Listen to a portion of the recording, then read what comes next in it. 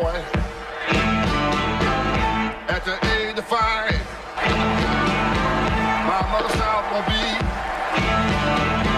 the greatest man alive.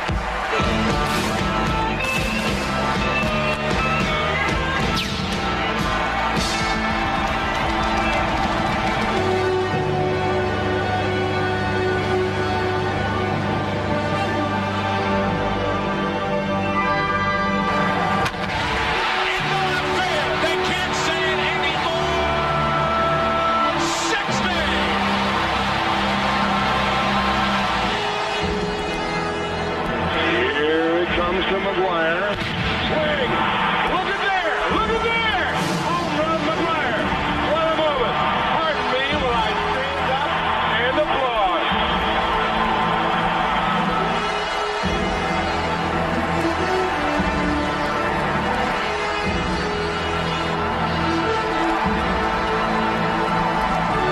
Only 3 men in the history of Major League Baseball have hit 60 or more home runs in a season.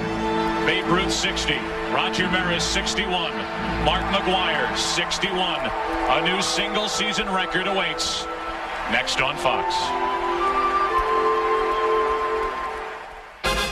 Over the weekend, we promised you that tonight history would be made. Either the King of the Hill in network television or the King of the Hill in Major League Baseball. And right now, all of sports, McGwire Mania. And we welcome you to St. Louis, Missouri for one of the monumental events in the history of sports as tonight the Chicago Cubs take on the St. Louis Cardinals. Welcome to the broadcast booth, everybody. We welcome those of you watching on the Fox Sports Network and those of you tuning us in on Fox Sports Midwest. I'm Joe Buck along with Bob Brenly and Tim McCarver. Now, Tim, we've had a chance lately to track this home run race. It has been nothing but a pleasure. It has been historic, something that we'll never forget. You're a guy that played with Roger Maris. I wonder about your thoughts as now McGwire has 61. He is only one away from becoming the new single-season home run champion. Yeah, Joe, I played with Roger Maris back in 1967 and 68 with the Cardinals, his last 2 years in baseball. And Roger Maris at that time was not the prolific home run hitter that he was in the early 60s. But it's hard to believe when you pick up a stat sheet on September 8th and you read Mark McGwire, 136 games, 53 singles, and 61 home runs. Now, a home run has always been indelibly inscribed in our language. I mean, after all, you have a good day on the stock market, you've hit a home run. If you're Bruce Springsteen, you release a new CD, obviously you hit a home run. If Mark McGwire hits a home run tonight, St. Louis, the gateway to the West, will become the gateway of the best. Well, it has truly been a remarkable season. And Bob Brenly, I talked to a lot of guys who were around Roger Maris at the time he was doing what he did in 1961, hitting the 61 home runs. And they talked about the media intensity and the scrutiny. And they said once McGwire gets close, he's going to buckle under. Well, I submit to you, as he's gotten closer, he's had more and more fun. It seems like the more home runs he hits, the better he enjoys it, and why not? McGwire has said all along that he didn't really concern himself too much with the record until somebody got to 50 by the 1st of September. He hit his 50th on August 20th.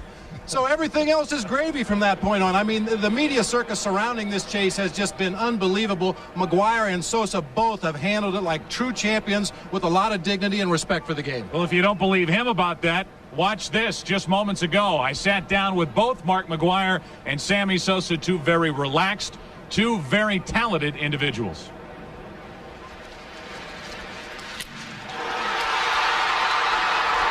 Does it in any way feel like there's been this predetermined script? Your son Matt just gets here. It's your dad's birthday at 61. Now you've got a night to think about it. The world's had a night to think about it. It's your last night at home for a little while. I mean, it's crazy the way this thing's unfolding, isn't it? You're right. You know, it's been like a fairy tale script. Third person in history hit 60. Babe Ruth wore number 3. I hit it on the third pitch. And then yesterday, my father's 61st birthday, hit my 61st home run. So if I'm lucky enough tonight to do it, it's for the best fans in the game of baseball, St. Louis fans. Have you learned anything from watching Sammy and the way that he's dealt with everything? To be honest with you, I think America's caught on with it, and and they see how excited he is and how excited I am, and we're having fun doing it.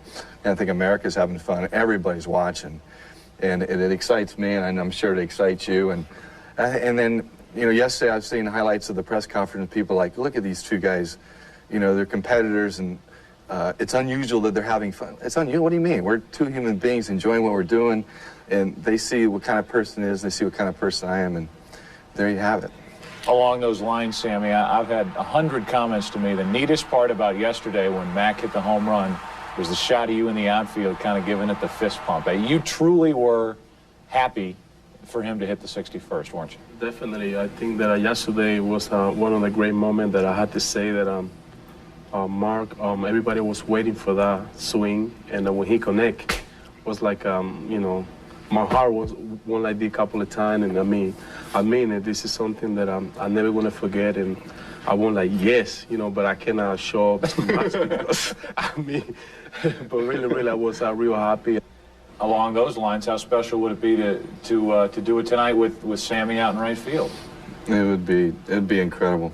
Like we're talking about, it'd be storybook, and I have the utmost respect for this man right here. It's just. I don't think people even begin to know what he and I have been going through.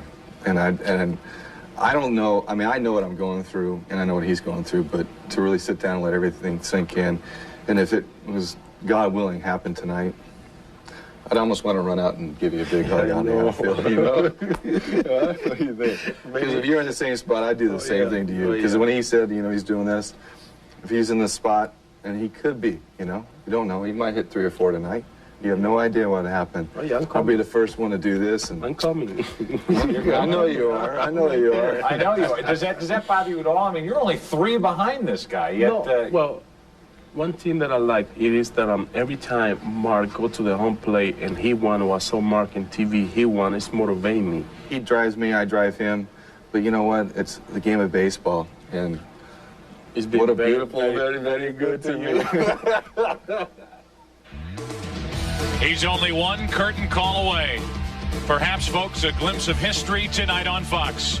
We'll return to St. Louis after this from your home of the 1998 World Series, your local Fox station. Guinness. It's Fox Tuesday starting next week at 8 Eastern, 7 Central. And we invite you to tune in for that. Drop one on him early, Brentley. I'll tell you what, Bobby. I don't mind getting bumped for a ball game, Bobby. Especially a ball game like this, Hank. And we're glad that you folks are with us. And hopefully before the end of the night, you'll be glad that you're with us, too. One observation. Kent Mercker usually cracks Big Mac's back before he goes out on the field. Well, with Mercker pitching tonight, who's going to crack his back?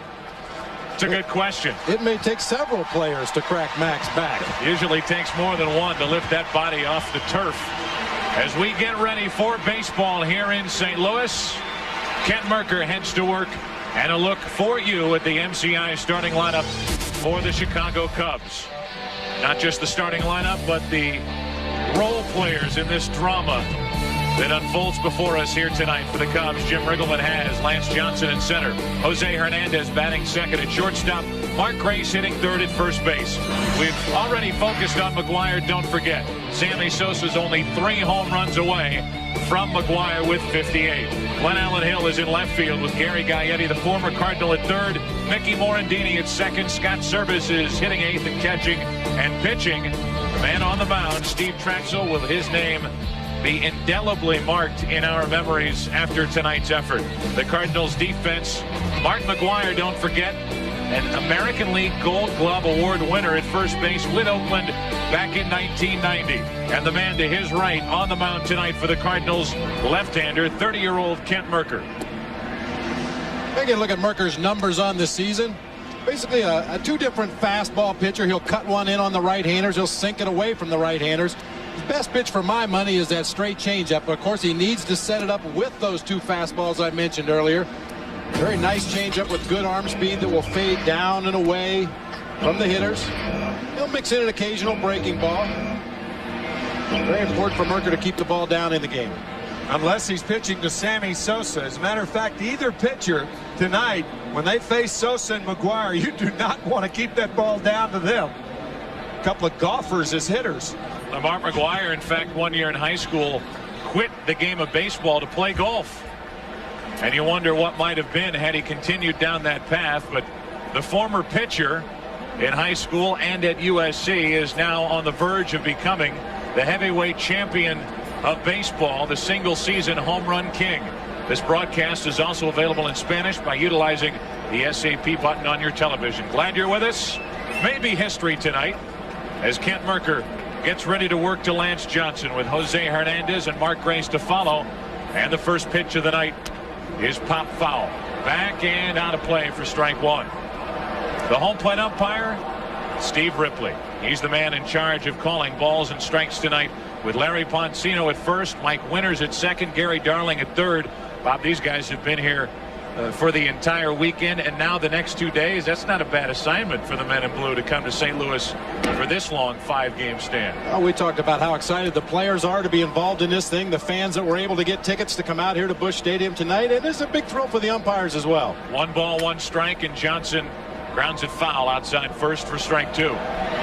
Tim, what can't be lost in the shuffle as we look at McGwire and track his progress and give you his history throughout the night this evening on Fox is that man on your right, Jim Riggleman, and the man to his left, Sammy Sosa, heavily involved in the postseason race. They come into tonight's game tied with the New York Mets atop the National League wild card race. It would be a lot easier for some of Jim Riggleman's decisions if the Cubs were in the same position as the Cardinals out of the race. Johnson pops it into left center. Langford over to get it to his right. 1 up, 1 down for the Cubs in the first.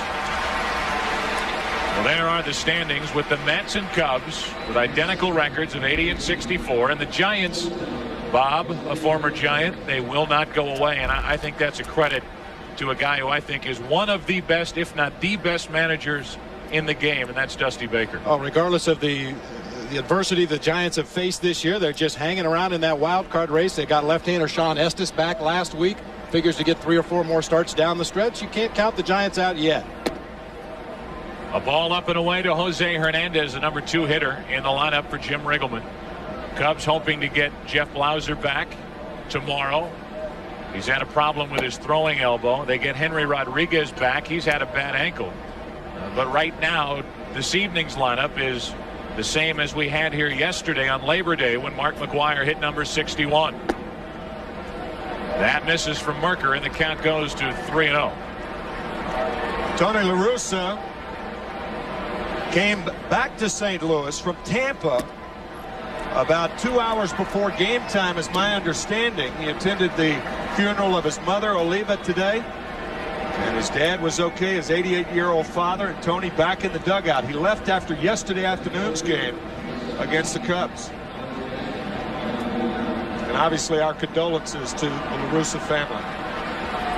Here is Mark Grace with 1 on, 1 out. And evidently they announced the wrong hitter as Grace got in. I think they may have said Sosa. He got out, and now they say it is Mark Grace at the plate, so he gets a smile, and so does Jim Riggleman. We talked about Sosa and McGwire and what fun they're having with this home run chase. Mark Grace in batting practice today took his first round, happened to hit 1 ball in the bleachers in right field, and ran around the bases in batting practice, tipping his cap to the fans. They gave him a good-natured round of applause. Everybody's getting into it. 1 on, 1 out. 1 ball, 1 strike. Well, Mark Grace, Tim, yesterday when McGwire went deep and hit number 61 before Mark got away from him, gave him a high five as McGwire went around first base. Gave him a little bash, and that's dangerous to bash with that guy. 1-1, and Grace takes a pitch in the dirt away from Marrero and back into the on-deck circle. That'll send Hernandez down to second on what will be a wild pitch.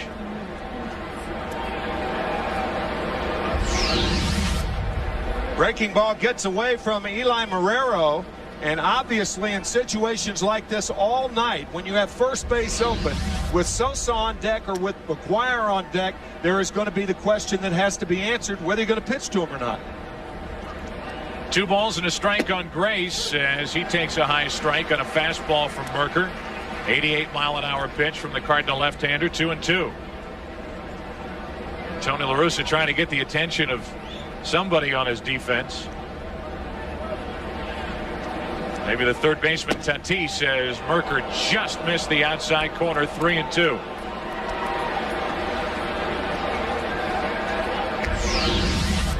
Close pitch. Mark Grace, one of the better eyes in all of baseball.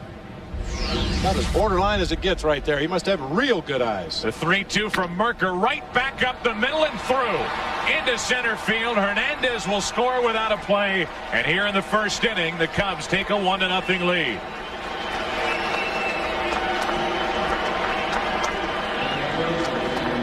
So with Grace at first and one out, it brings in Sammy Sosa. And so much has been made of the way these St. Louis fans have reacted to Sammy Sosa. Another standing ovation.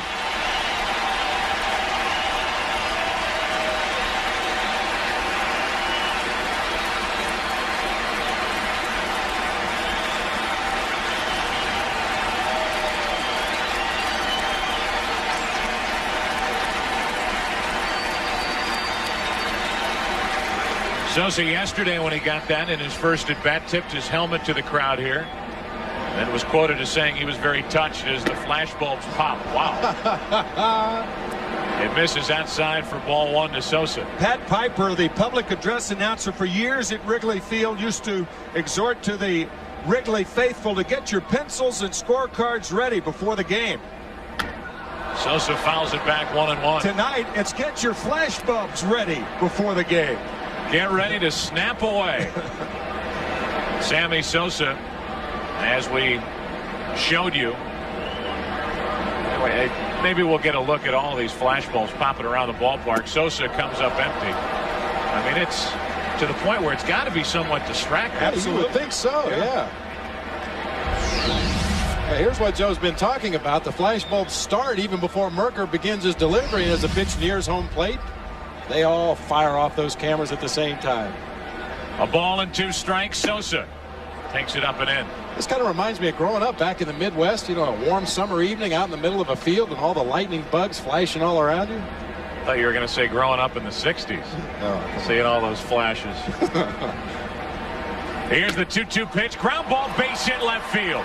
To the left of Tatis.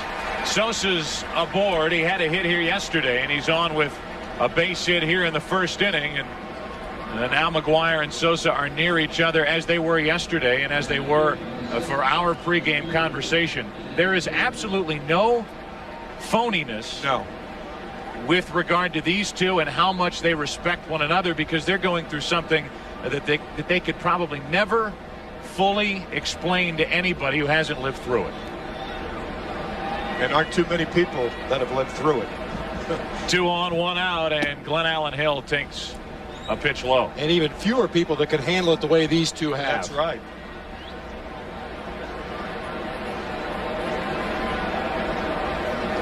Glenn Allen Hill with 2 on, 1 out, and the 1-0 pitch is high. 2-0 from Kent Mercker, who's getting deeper into trouble. Here it is yesterday with a home run, number 61, off the bat of McGwire. There's the reaction from Sammy Sosa, and then later when Sosa finally reached first, the hug. The 2-0 pitch. Hill, a double play ball to short. Good play by Ordaz, but they can get only one as he couldn't get it out of his glove. The force out at second. Sosa's gone, and it's first and third, 2 out. That ball was hit so hard, it shocked the system of Luis Ordaz. Great hands, but finally gets 1 out. Like he had possession of that ball about 4 different times during the course of this play, but never really had a good grip on it. Good presence of mind to stay with it and get the force out at second base. And now Gaetti with first and third, 2 out. Another big ovation here yesterday and again tonight for Gary Gaetti, who grew up just across the river in the state of Illinois, but came to Cardinal games as a youngster in this area. He had been with the Cardinals for 2+ years, released by the Cardinals. He signs with the Cubs, and he has been A big help to Chicago down the stretch, hitting .284 as he lines a base hit into right field. Gray scores. Glenn Allen Hill will go first to third, and it's 2-0 Cubs here in the first. Gary Gaetti, perhaps more than any player on either team, understands the rivalry between these two organizations and these two cities. The Cardinals and the Cubs, the best in baseball, the best rivalry in baseball, in my judgment. Lining one to right field. The irony of having Sosa with the Cubs and McGwire with the Cardinals, and these two organizations going at one another for all these years. And now Mickey Morandini. Sammy Sosa now over on the bench. His base hit helps produce that second run. As Morandini pops it into left field for Gant. Should do it for the top of the first and does. The Cubs come up with 2 runs on 3 hits. Bottom of the first. That means McGwire. 2-0 Chicago. Steve Trachsel is the right-hander who draws tonight's assignment, with Mark McGwire sitting on 61 home runs. A look at the MCI starting lineup for the St. Louis Cardinals. Delino DeShields will lead off at second base. Fernando Tatis bats second and third, with Mark McGwire hitting third and first base. And there are the numbers in his career against Trachsel. Ray Langford backs up McGwire in the Cardinal lineup with Ron Gant in left, John Mabry in right, Luis Ordaz in short. The pitcher hits 8 for Tony La Russa in the second half of the year. That means Mercker tonight, with Eli Marrero catching and batting ninth. How about the defense for the Chicago Cubs? They've committed 93 errors as a team, and Sammy Sosa always on the list of outfield assists in the National League. He has 13. And that defense backs up tonight's starting pitcher, right-hander Steve Trachsel. Trachsel with 2 types of fastballs. He'll run the ball away to a left-handed batter and in tight with that cut fastball. And he does have an excellent splitter. That's who Mark McGwire and the Cardinals will be facing this evening. You see that fastball that he'll either cut or sink, the split finger fastball, all those pitches that we just described normally are pitches that are worked at the bottom of the strike zone, right into Mark McGwire's strength. Here's the first pitch to Delino DeShields, the bunt. He gets it past the pitcher. Tough play, Morandini. Sick base hit DeShields.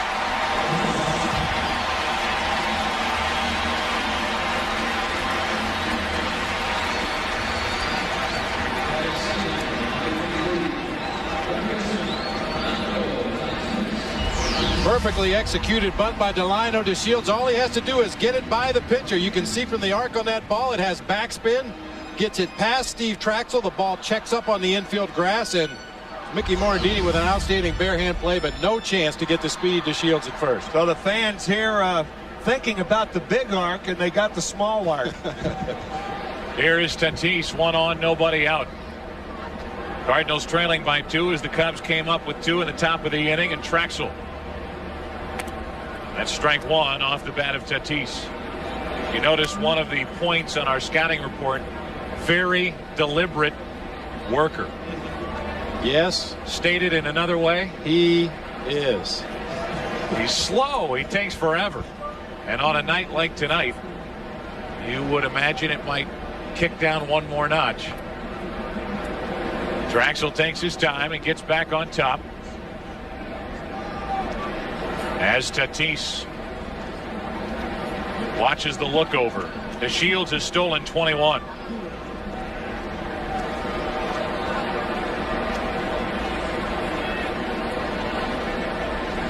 Here's the 0-1.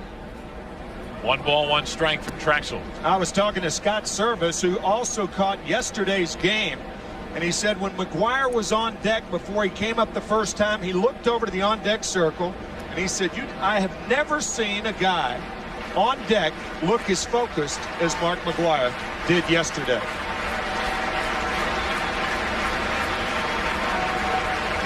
It's an interesting point to talk about. And as Trachsel steps off, I think that's the difference between McGwire and maybe somebody else who might be in this type of situation with regard to concentration. The 1-1 pitch is chopped foul outside third. Mark McGwire is able to separate all that goes on before the game, the media, the pressure, that is involved in doing what he's doing. And each individual at bat, and he calls what he's doing right there, not sleeping. He's visualizing what he thinks will happen when he steps into the box against Trachsel.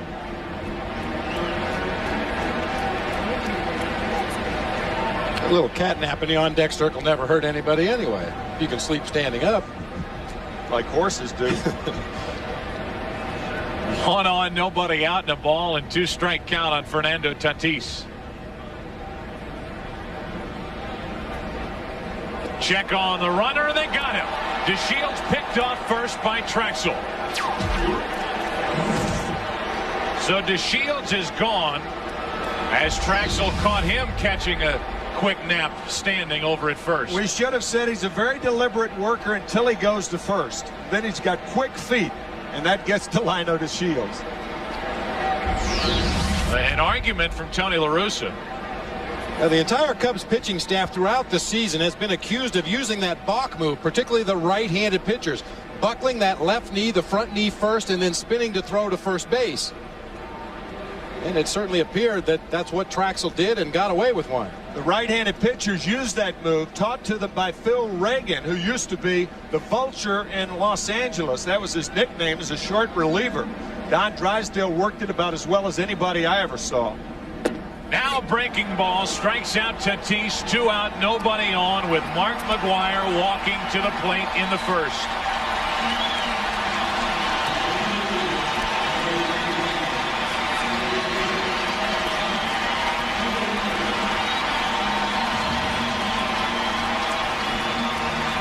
We'd like to welcome those of you who have been watching the Cincinnati Reds and the Houston Astros on our FX cable channel. They don't even wait for the pitch now with the flash bulbs popping all over the ballpark as Mark McGwire digs in for his first at bat of the night.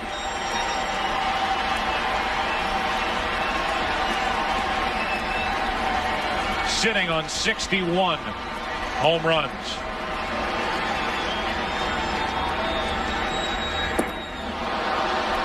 And a ball low and away. It is overwhelming, these flash bulbs popping around the park. It's almost like lightning flashing when the pitch is delivered.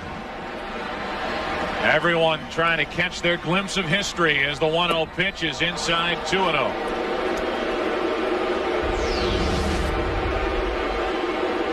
The Roger Maris family watching.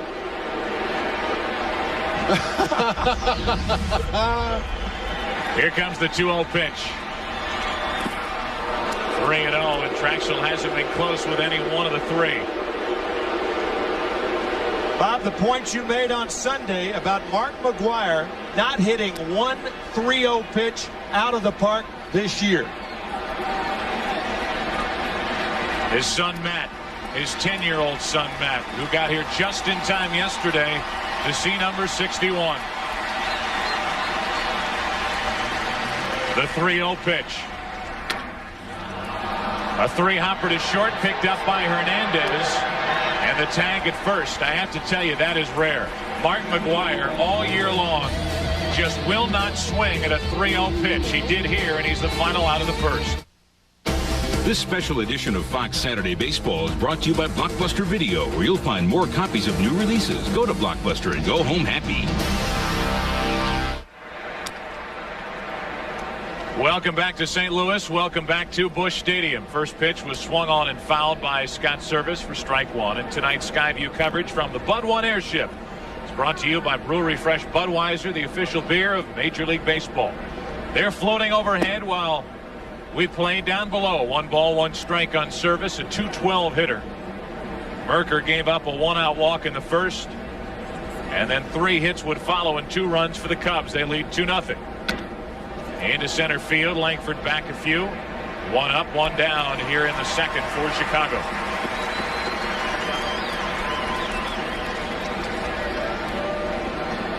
So Service is gone, and the batter will be the pitcher, Steve Trachsel. Trachsel, a very good hitter, as you can see from those numbers. Tony La Russa puts his pitcher in the 8th spot. Steve Trachsel's the guy that could probably hit higher in the order as well.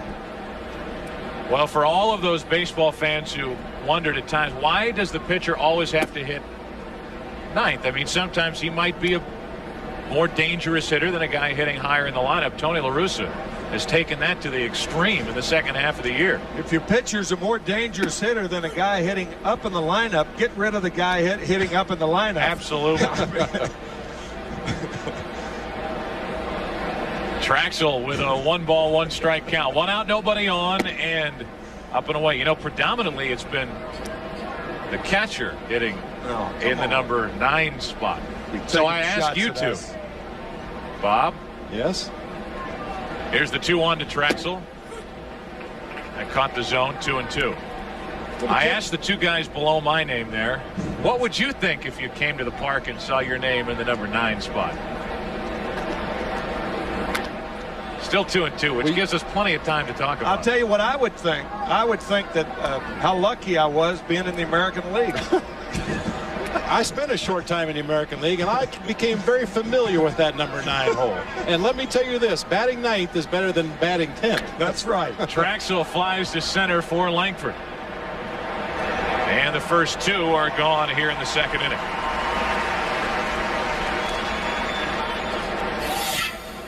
Well, we will be highlighting Mark McGwire all night. And in order to not clutter his at-bats with this sort of stuff while he's at the plate, we'll tell you where Big Mac ranks in the National League this season. Total bases 3rd.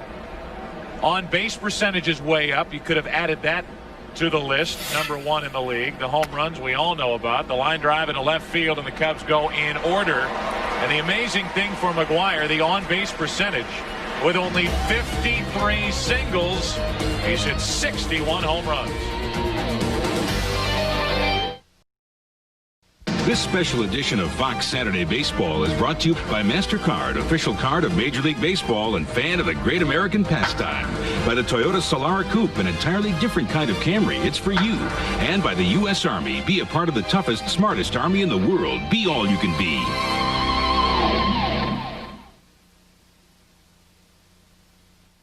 The first view from just outside Union Station here in downtown St. Louis. And there's a man who made his name in the shadow of the arch during his years in the big leagues. Now, when Sammy Sosa says Mark McGwire's the man, he still has to take a backseat to the man, which is Stan Musial, and one of the greatest players ever to play this game. Perhaps the greatest low ball hitter in the history of the game, but a guy who never reached as many as 40 home runs. Never. Gives you another idea of the accomplishment of Mark McGwire.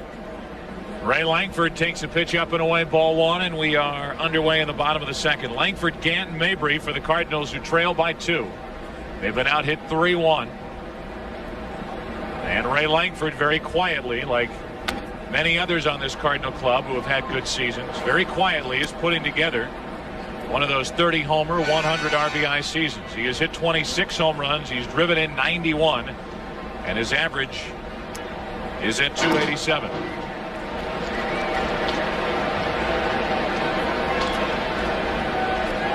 I was thinking on my way down to the ballpark today about McGwire, what I could ask, what I shouldn't ask. And I wonder if this season for McGwire has kind of been like one long no-hitter. I mean, nobody ever mentions to the guy who's pitching a no-hitter, hey, you know, you're working a no-hitter. Well, for the most part, his teammates don't talk about home runs, and they don't talk about what he is about to do. They kind of stay away, and it's more his teammates' responsibility to get his mind off home runs and off the game of baseball. A ball and 2 strikes on Langford, now 2-2. That's a real testament to his teammates that, I mean, let's face it, all ball players like to get recognized for their accomplishments, but in this particular season, everything else is going to pale in comparison to what Mark McGwire has done. Yet the rest of the Cardinals have gone out, Ray Langford included, and had very solid seasons while putting their ego on the back burner and allowing Mac to be the star of the show. Second strikeout for Trachsel. First out here in the second inning. Next Tuesday, find out who survives the big propane blast and who doesn't on the season premiere of King of the Hill. And see why Sue is the breakout personality of the new season on the series premiere of Costello before an all-new Guinness. It's Fox Tuesday starting next week at 8 Eastern, 7 Central.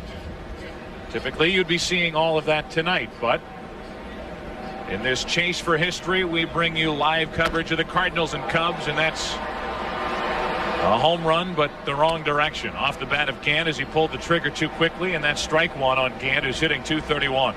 Ball was crushed. You would think that Mark McGwire would be the breakout personality in 1998, but this guy had 49 home runs his rookie year back in 1987 to lead the American League. He's had over 50 his last 2 years, 58 last year. There's a strike to Gant. Is quickly 0-2, and Bob, he's the first player in the history of this game to hit 50 or more home runs in 3 consecutive seasons. Ruth never did it. Maris didn't do it. All of the other great home run hitters didn't do it. Hank Aaron never had a 50 home run season. Here's the 0-2 to Gant. Still 0-2. We talked about it a little bit Sunday. It's not that easy. I spent 4 years throwing batting practice for the San Francisco Giants, and every day you lay the ball right down the middle of the plate, 65 or 70 miles an hour. Guys try to take you deep. They hit it off the top of the cage. They hit ground balls to the infield. Mark McGwire has done this against very good major league pitching and made it look very easy. It's not that easy. All the while accumulating 147 walks, which goes into the on-base percentage. But it points out how selective he has been and how selective he has had to become, because pitchers just aren't going to lay it in there for him to get on that so-called list. A ball and 2 strikes, and Gant shoots it foul again.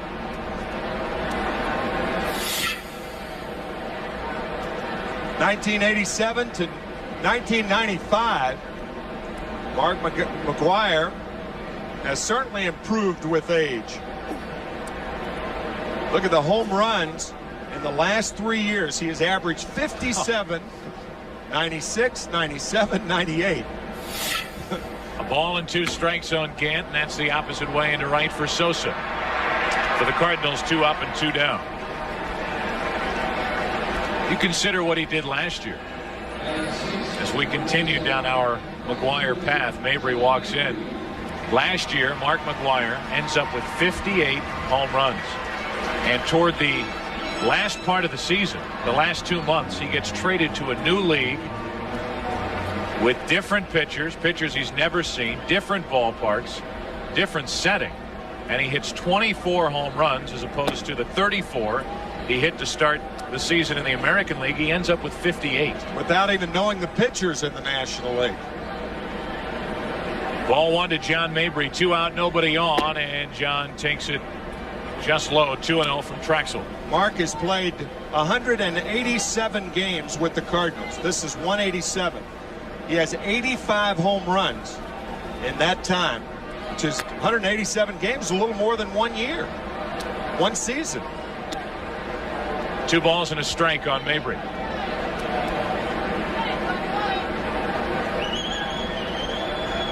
Langford struck out. Gant flied to right.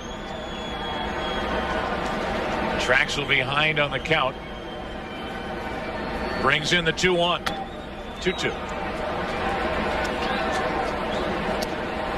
We mentioned during the weekend John Mabry has had a couple of occasions to slip into the Cardinal lineup and fill in for Mark McGwire at first base.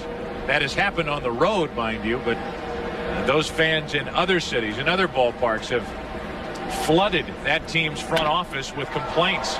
Here's a fly ball to center. This is what Mabry can do. Hit it 400 feet into dead center, and who's waiting for it on the run? Lance Johnson. Back after this from your local Fox station.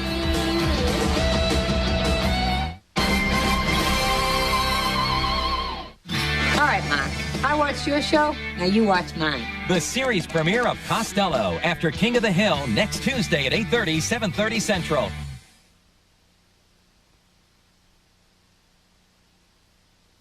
The third inning with Hernandez, Grace, and Sosa due up. Cubs out in front 2-0, and a ball low from Mercker. Hernandez drew a walk, which started the uprising for the Cubs in the first inning. And he pops it up here on the infield for McGwire. How does it feel, Mark, waiting for something to come down forever? That thing had hang time of about 6-7 seconds. There's John McGwire, Mark's father. What a birthday present he received here yesterday. 61st birthday. 61st home run from his son to tie Roger Maris before this packed crowd at Busch Stadium. Well, he's ruined it for every other major leaguer. I mean, how are you going to top that for a birthday present for your dad? I asked McGwire if he knew anybody that turned 62 today. Here it is. He picks up his son Matt. And you can see him saying happy birthday, Dad, and the thumbs up. It's just such a feel-good atmosphere around here as Grace takes a strike, and it's 1-1, and yesterday may have been the crowning blow.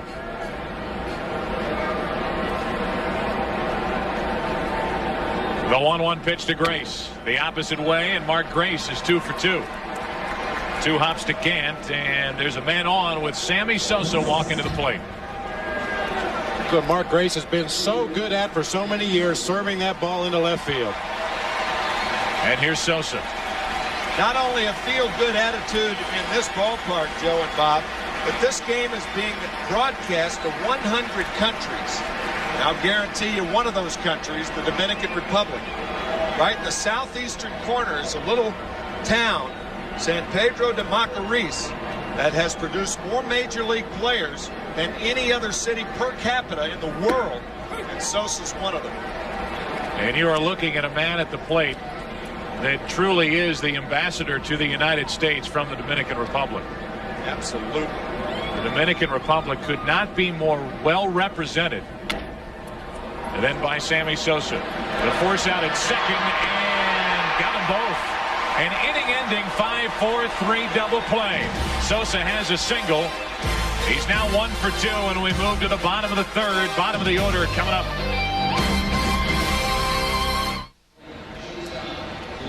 Welcome back to Busch Stadium in St. Louis. We move to the bottom of the third inning with the Cubs out in front, 2-0. Luis Ordaz, Kent Mercker, and Eli Marrero, the bottom 3 in the order for the Cardinals, down 2-0. And Ordaz takes a pitch up and in for ball 1. Joining us in the booth is Don Marr, the president of the Hall of Fame in Cooperstown, New York. And Don, you brought along a little friend with you. Yes, we've got the bat that Roger Maris hit his 60th home run with. And we'll take a close look at that bat, which is autographed by Roger Maris. And you bring that with you, and I would imagine that bat will not leave your sight until you get back to upstate New York. You're absolutely right. When you travel around with something like that, you're traveling around with a piece of history, a piece of this country's history. And as you watch this game, do you set your sights on any one particular thing as you watch Mark McGwire take his at-bats, or are you thinking, all right, I want the shoes, I want the bat, and I'll take his hat, maybe a ball? We'd love the bat, we'd love the ball. We have in our collection Babe Ruth's bat from 60 and is the ball from 60, as well as Maris's 61st bat, which I'm holding, and the ball from 61. Now, so much has been made about the souvenir, about the home run ball.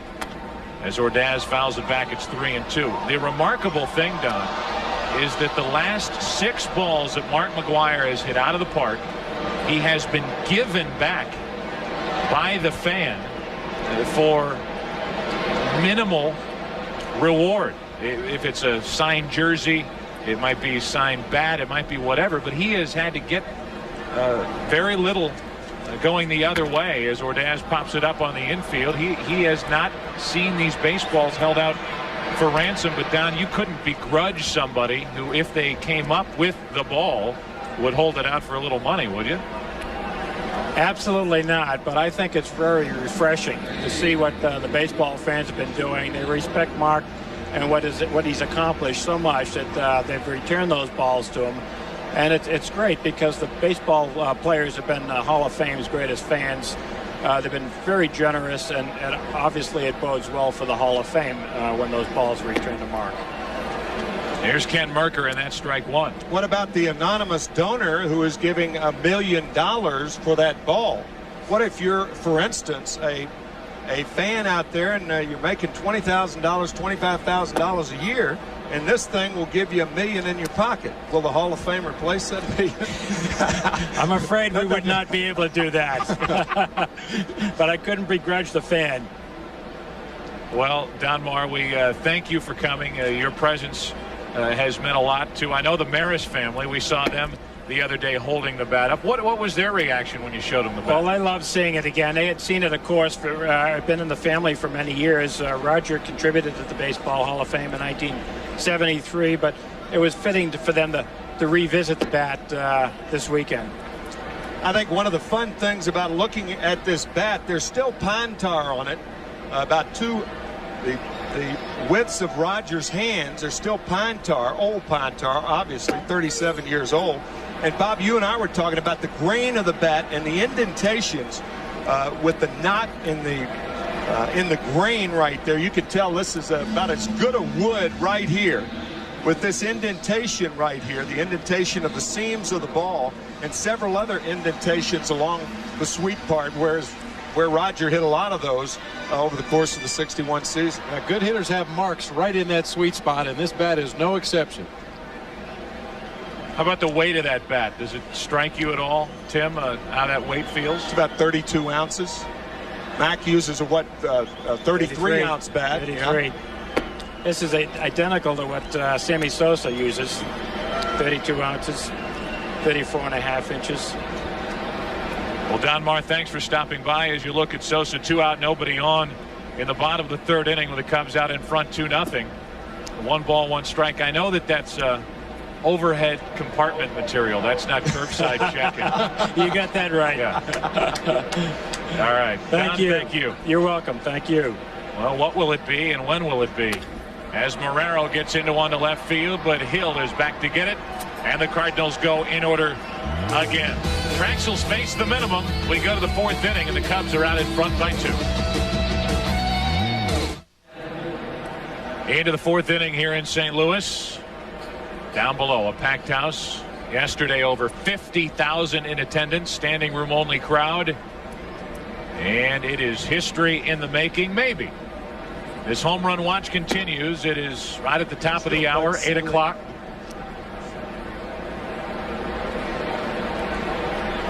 And we welcome all of you who have tuned in to watch this one between the Cardinals and the Cubs. McGwire against the Cubs as Hill pops it up into shallow right. John Mabry comes to get it. And Glenn Allen Hill is 0 for 2.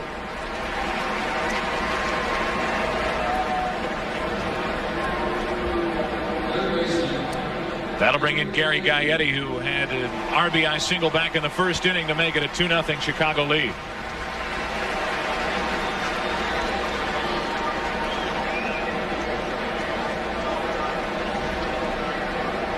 One out, nobody on, and Gaetti takes a pitch high from Mercker. We understand that there was quite a commotion at the White House, the floor of the Senate this afternoon, over the tax ruling by the IRS commissioner.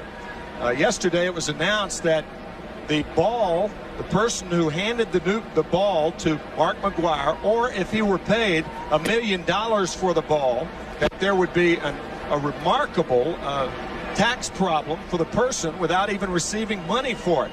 So the commissioner issued a quote today, several quotes, one of which is hilarious. We're not talking about the commissioner of baseball now. This is the IRS commissioner, the commissioner of the tax code of the United States. We'll tell you what he said right after this. He said that all I know is the fan who gives back the ball deserves a round of applause, not a big tax bill. Hear, hear. Hear, hear. That's a relief, isn't it? As Gaetti lines another base hit into left field. An RBI single into right his first time. Now one over the outstretched glove of Luis Ordaz for a 1-out hit here in the 4th inning. IRS Commissioner Charles Rosati went on to say sometimes pieces of the tax code can be as hard to understand as the infield fly rule. Runners at first and second, runners at first, second, and third, less than 2 out. A pop-up on the infield. The runners can advance at their own risk. The batter is ruled out. Depending on how many dependents they file. 1 on, 1 out for Mickey Morandini. And a fastball is high from Ken Mercker. So this does take all the heat off the person who catches the 62nd home run ball. Now they're free and clear. They're free and clear. The tax code says, okay, baby, catch it. Do anything you want to with it. Catch it, cash it in. That's right. Or catch it and give it back. They've called a balk on Mercker. Well, Kent Mercker commits the balk, which sends Gaetti down to second base with one out here in the fourth inning. For Mercker, that's his fourth balk of the year. Interesting shot of Tony La Russa, who earlier wanted a balk called on Steve Trachsel when DeShields was picked off in the bottom of the first. Here's a look at the balk. You can see he started his movement right there and then stopped. Some miscommunication between Mercker and his catcher Marrero. He started his delivery, started his movement, stopped. Of course, that's a balk. Runner sent down to second base. And a strike from Mercker to make it 2-1 on Morandini, who flied to left to end a long first inning for Mercker. High fastball. It's 3-1. The Chicago lineup is completely different now with a healthier Lance Johnson. He has set up the rest of the order for Jim Riggleman. Now he has Johnson in the spot he belongs, the leadoff spot, and he's getting healthier. And Morandini deeper in the order. They've got a number 7 hitter hitting .302, and he draws a 1-out walk. We remind you that Guinness World Records prime time would normally be seen at this time, but instead we're bringing you a world record in the making. Mark McGwire's historic shot at home run number 62. Catch an all-new Guinness World Records next Tuesday at 9 Eastern, 8 Central, right here on Fox. That'll be preceded by the premieres of King of the Hill and Costello. 2 on, 1 out. Scott Service at the plate. And Service, who is hitting .211, could come up with a big hit for the Cubs.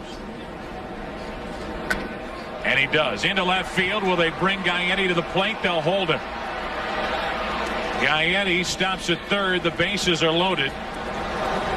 A single, a balk, a walk, a single, and the bases are loaded for Steve Trachsel.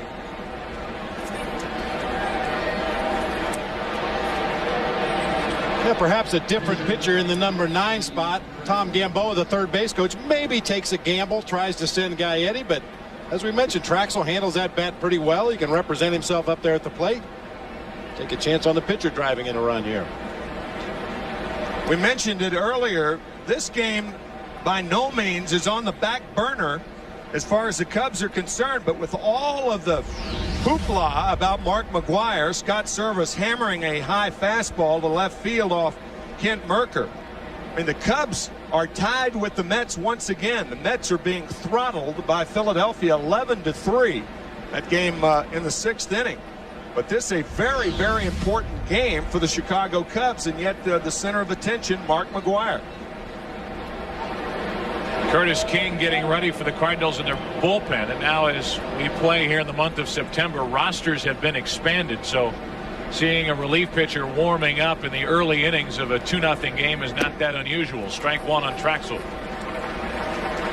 Cardinals have Busby, Frascatore, Kraus, Yorpik, Isaac King, Jeff Brantley, Bobby Witt, Juan Acevedo, Jose Jimenez, Brian Eversgerd, and Lance Painter in their bullpen. And we know how fond Tony La Russa is of going to that bullpen. Yes. We may see them all tonight. Bases loaded, 1 out in the 0-1 pitch. A strike from Mercker. It's 0-2. Gaetti, Morandini, and Service, the runners. The bottom of the order trying to do damage for the Cubs here in the 4th.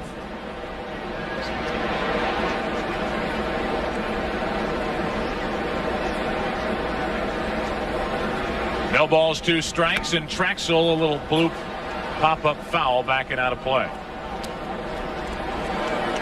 Still 0-2. Really, this game has a really odd feel to it. It does. Strange. For guys who cover games and watch games day after day, even in a game like this, and many Cub fans here in the ballpark, it is awful quiet. Everybody anticipating the next Mark McGwire at bat. But right now the Cubs hoping to cash in on a 4th inning opportunity. Trachsel fouls it out of play again.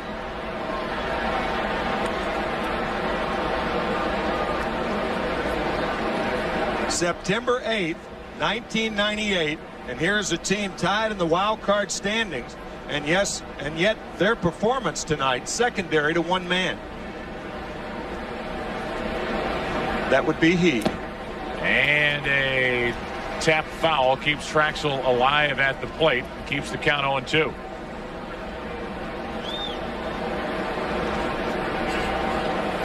Made mention of it on Saturday that Mark McGwire has really taken a team sport and at least lately turned it into an individual game to the point where everything swirls around McGwire.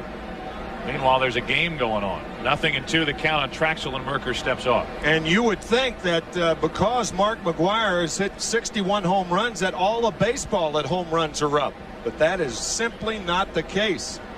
Sammy Sosa with 58. McGwire with 61. That rides Trachsel off the plate, 1-2.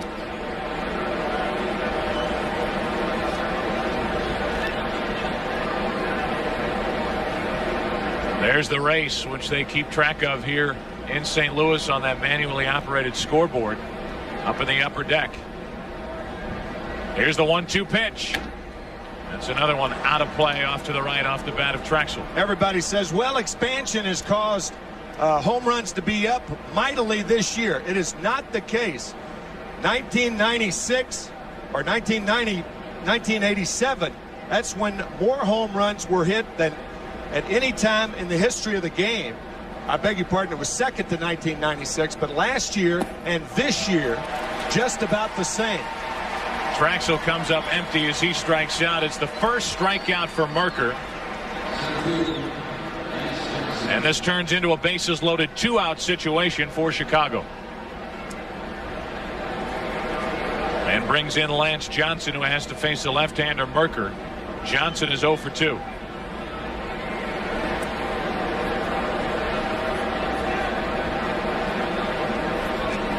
Big opportunity here for Chicago. Up by 2 in the 4th inning with the Mets losing big at Philadelphia. Ball 1 from Mercker.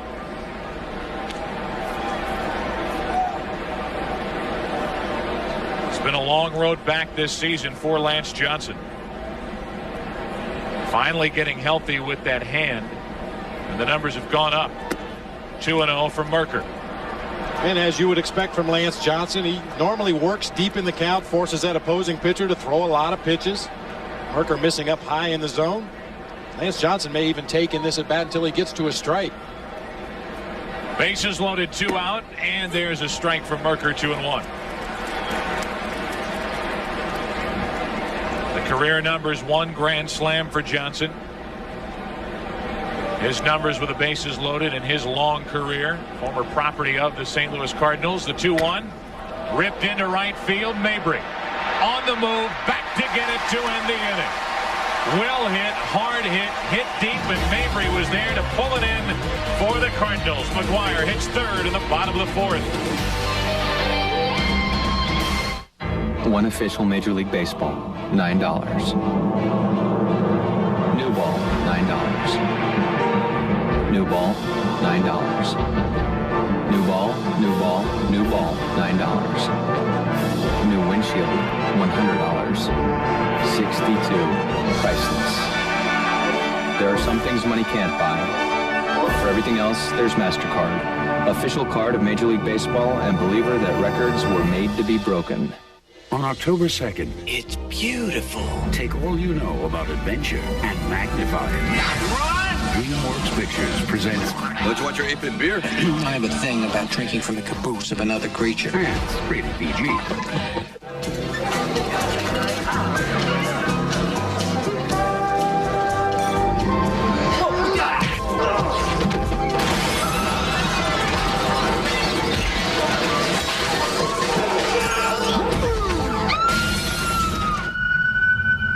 Meet Sean Graham, veteran stuntman.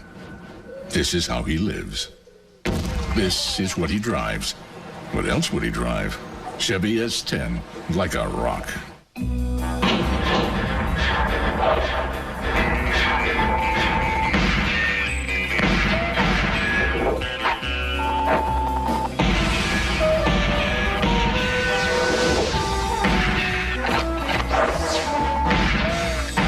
Now, get all the action of GoldenEye, Kobe Bryant in NBA courtside, the WCW versus NWO, or Diddy Kong Racing for new additions to the Player's Choice Library for just $39.95. Don't miss it. Hi, want to dance? Absolutely. On October 2nd. What are you doing? See the world. Why does everybody have to dance the same way? From a whole new perspective. Dance. Rated PG.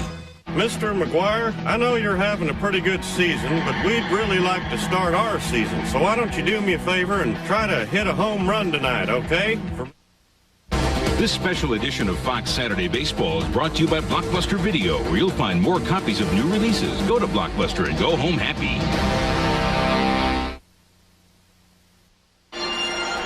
The Bud 1 airship flying overhead, providing our aerial pictures this evening. As Delino DeShields leads off, bottom of the fourth inning, top of the order for the Cardinals, which includes McGwire, and he takes a strike.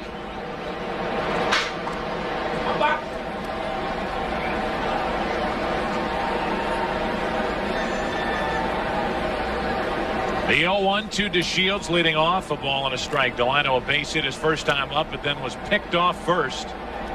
And Trachsel so far has faced the minimum. 9 hitters through 3 innings. 2-0 Cubs in the fourth inning. And that's foul for strike 2.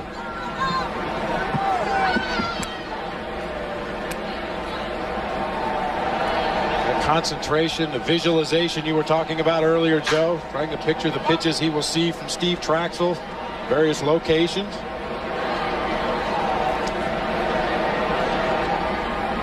A ball and 2 strikes on DeShields' first up in the fourth inning.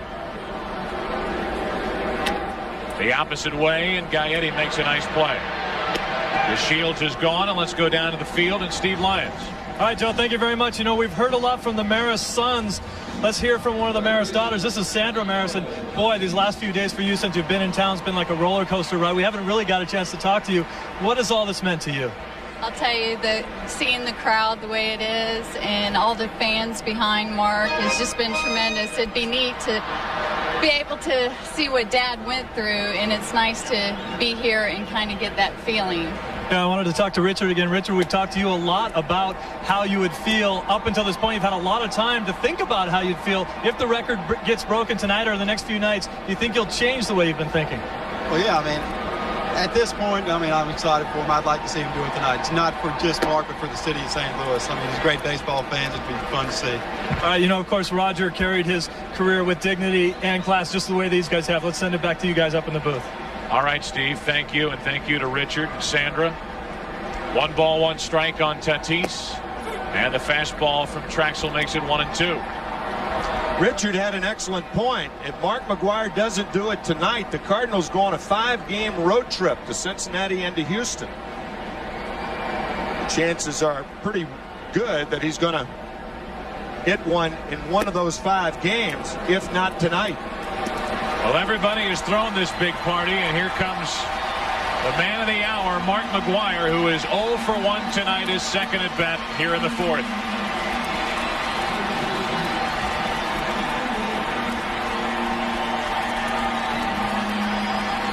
We would like to welcome those of you who have been watching the Houston Astros and the Cincinnati Reds on our FX cable channel as Matt McGwire looks on, wondering if this is the at-bat.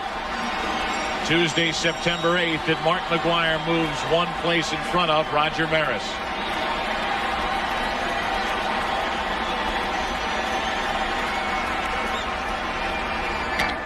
Down the left field line, is it enough? Gone! There it is! 62! Touch first, Mark. You are the new single-season home run king.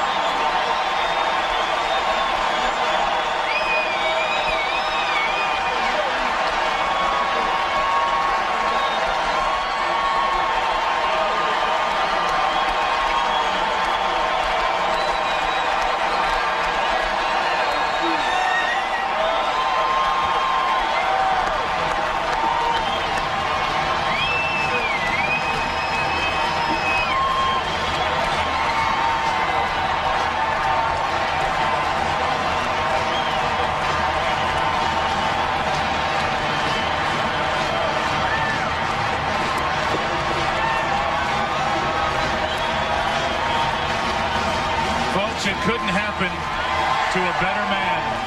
And you will always know where you are at 8:18 p.m. Central Time, September 8th, 1998.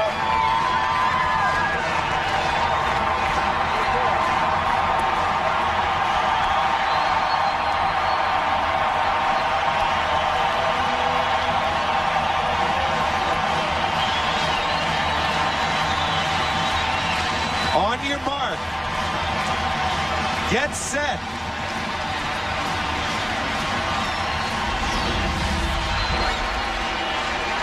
Bang.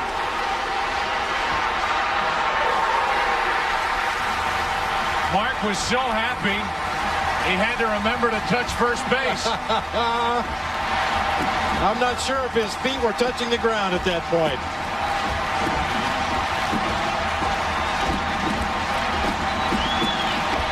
McGwire, who started the season as Gary Gaietti's teammate.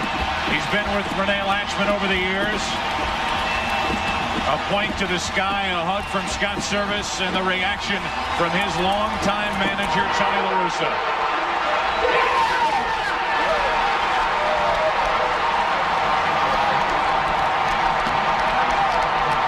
Now to the Maris family.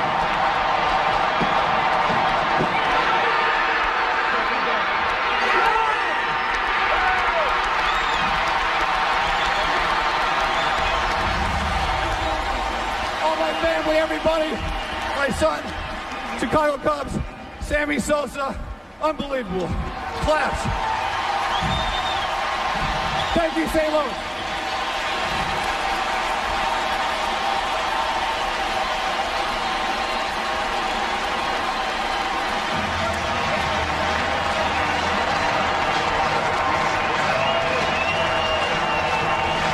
Well, we asked Mark McGwire before the game if he thought someplace there was a script written, and tonight was the night. And guys, a little sheepish smile crept onto his face. He didn't want to admit that he wanted it to happen tonight, but he said if it's to be, tonight is the night to do it here in St. Louis before these fans, before the road trip. Tonight is the night, Tuesday, September 8th, 1998. I was not sure that the ball was going to have enough height to get over the wall. He hit it so hard that it could have gone through the wall. What a tracer. Now Sosa.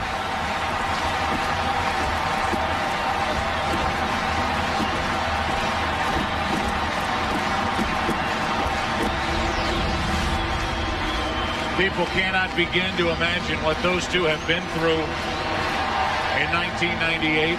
Two men from completely opposite backgrounds joined in 1998 in the Roger Maris chase, and it's Mark McGwire who gets to the top of the mountain, home run number 62 in the Cardinals' 145th game of the year.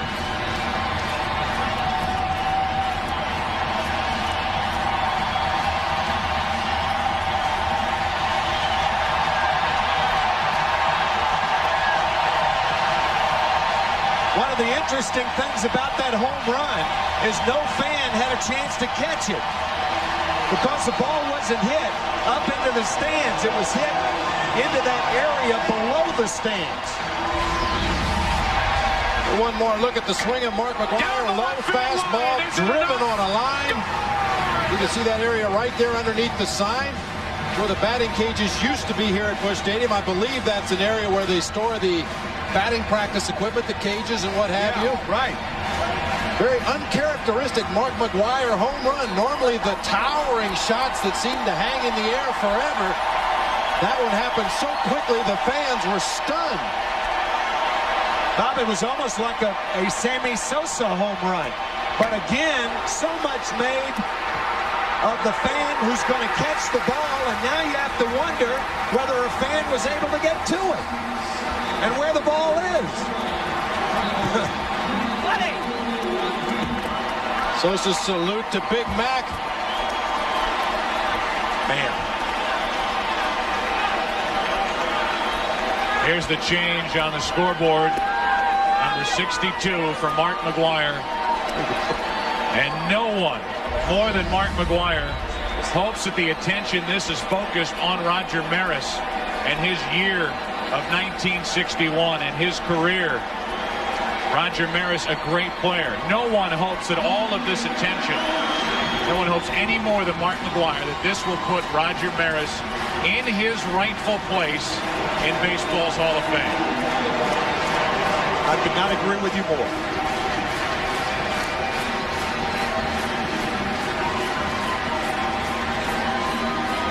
Major League Baseball had said that they did not want to, if Mark McGwire hit the home run, stop the game midstream, but we're finding out, Bob Brenly, that was an unrealistic expectation. It's impossible. The best laid plans of all, you've heard that saying before. I mean, the emotion of the moment was entirely too much. I mean, how are you going to tell the all-time single-season home run leader, don't go over and hug the Marises? We got to keep the game moving. It's his show. Let him do what he wants. Mark McGwire with that heart pounding at the end of the dugout. And the Macometer surfaces 62 and counting. You had a quick shot of John McGwire, Mark's father. His parents have been here tracking this over the past couple of days. There's John right in the middle on your left with a Cardinal hat on. And I said it as he came to the plate, guys. It seems like you throw this man a party night after night after night, and he delivers seemingly every time out. What an honor. What an honor. Back to baseball, if it's possible, as Ray Lightford takes a breaking ball for a strike. That's 15 home runs in his last 21 games. A 10-minute delay after the home run from McGwire, and worth every single second of it. What an honor to be here, on hand to watch it. What must be going through his mind right now? 2 out, nobody on, and Langford comes up empty, strike 2. Well, he was fully aware, if you read the quote in the paper, about his home run trot yesterday when he hit 61. He remembered the home run trot by Hank Aaron back in 1974 when he broke Babe Ruth's career home run total with number 715. He watched that as a young man, and now this 1998 season will be remembered as Mark McGwire's year. History made here tonight. St. Louis, Missouri at Busch Stadium. There is your new single-season home run champion, 62 and counting.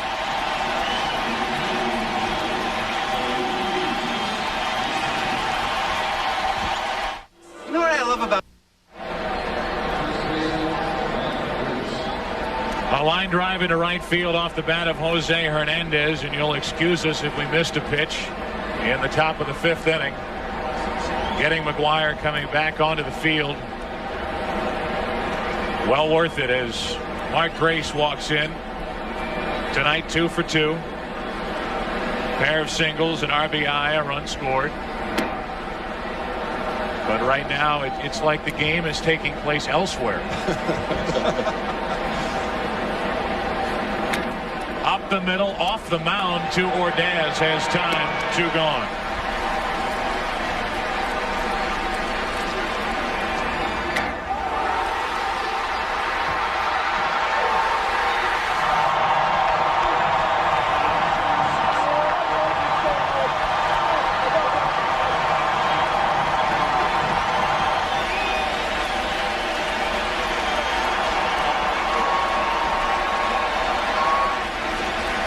Mark McGwire in this 1998 season, as Sosa rips it foul, has said just about all the right things, and he is a modern athlete who respects the game and respects his predecessors, and what he showed us all and the Maris family with those hugs over there are lasting memories that will not go away. Now this crowd gets into it for Sammy Sosa. 1 point. The home run, 341 feet. The shortest in distance McGwire has hit all year.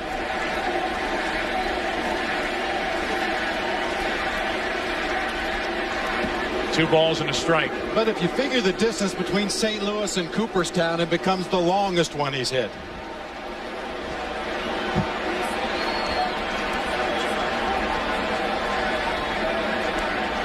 This crowd now is standing for Sammy Sosa. They would love nothing more than to see Sosa connect and hit number 59. These two have come together in 1998, and Cardinal and Cub fans are together right now rooting for Sosa. That's a switch. It is. For Cardinal and Cub fans to be together on anything. But the one thing the rivalry has always been is very respectful Absolutely. of the other team and the other fan. The 3-2 pitch to Sosa, a 2-out walk, and the crowd, Cardinal fans mainly, booing Mercker as he issues the 2-out walk. One would think that now that Mark McGwire is relaxed, that he could go on and hit maybe 15 more home runs. And the same could be said for Sammy Sosa. It's very possible that Sosa could end up with more home runs than Mark McGwire this year. Glenn Allen Hill, strike 1. That's one theory that you hear, that, okay, now McGwire's broken the record. Sammy Sosa's still involved in a heated pennant race in the wild card chase, and there is some danger in McGwire relaxing. Sure. He could go one way or the other. Sure. He could go off, or he could fall off in the home run pace, and Sosa could pass him by, but time will tell about that. 1 on, 2 out, strike 2 to Glenn Allen Hill. Meanwhile, it's a 2-1 game, Bob. It is. 5th inning. Cubs out in front by a run, and they have a man at first and 2 out.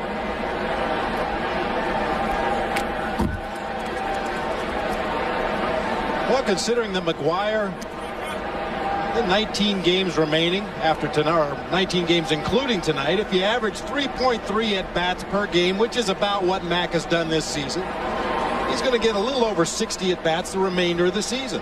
Well, he's hit 13 in his last 63 at-bats, so it's conceivable he might hit 75. Glenn Allen Hill a full swing, but he's jammed, and Ordaz back to get it to end the inning.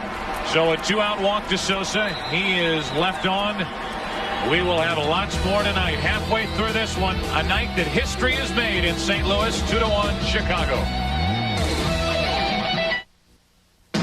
This special edition of Fox Saturday Baseball is brought to you by Blockbuster Video, where you'll find more copies of new releases. Go to Blockbuster and go home happy. By Claritin, and by the Toyota Solara Coupe, an entirely different kind of Camry. It's for you.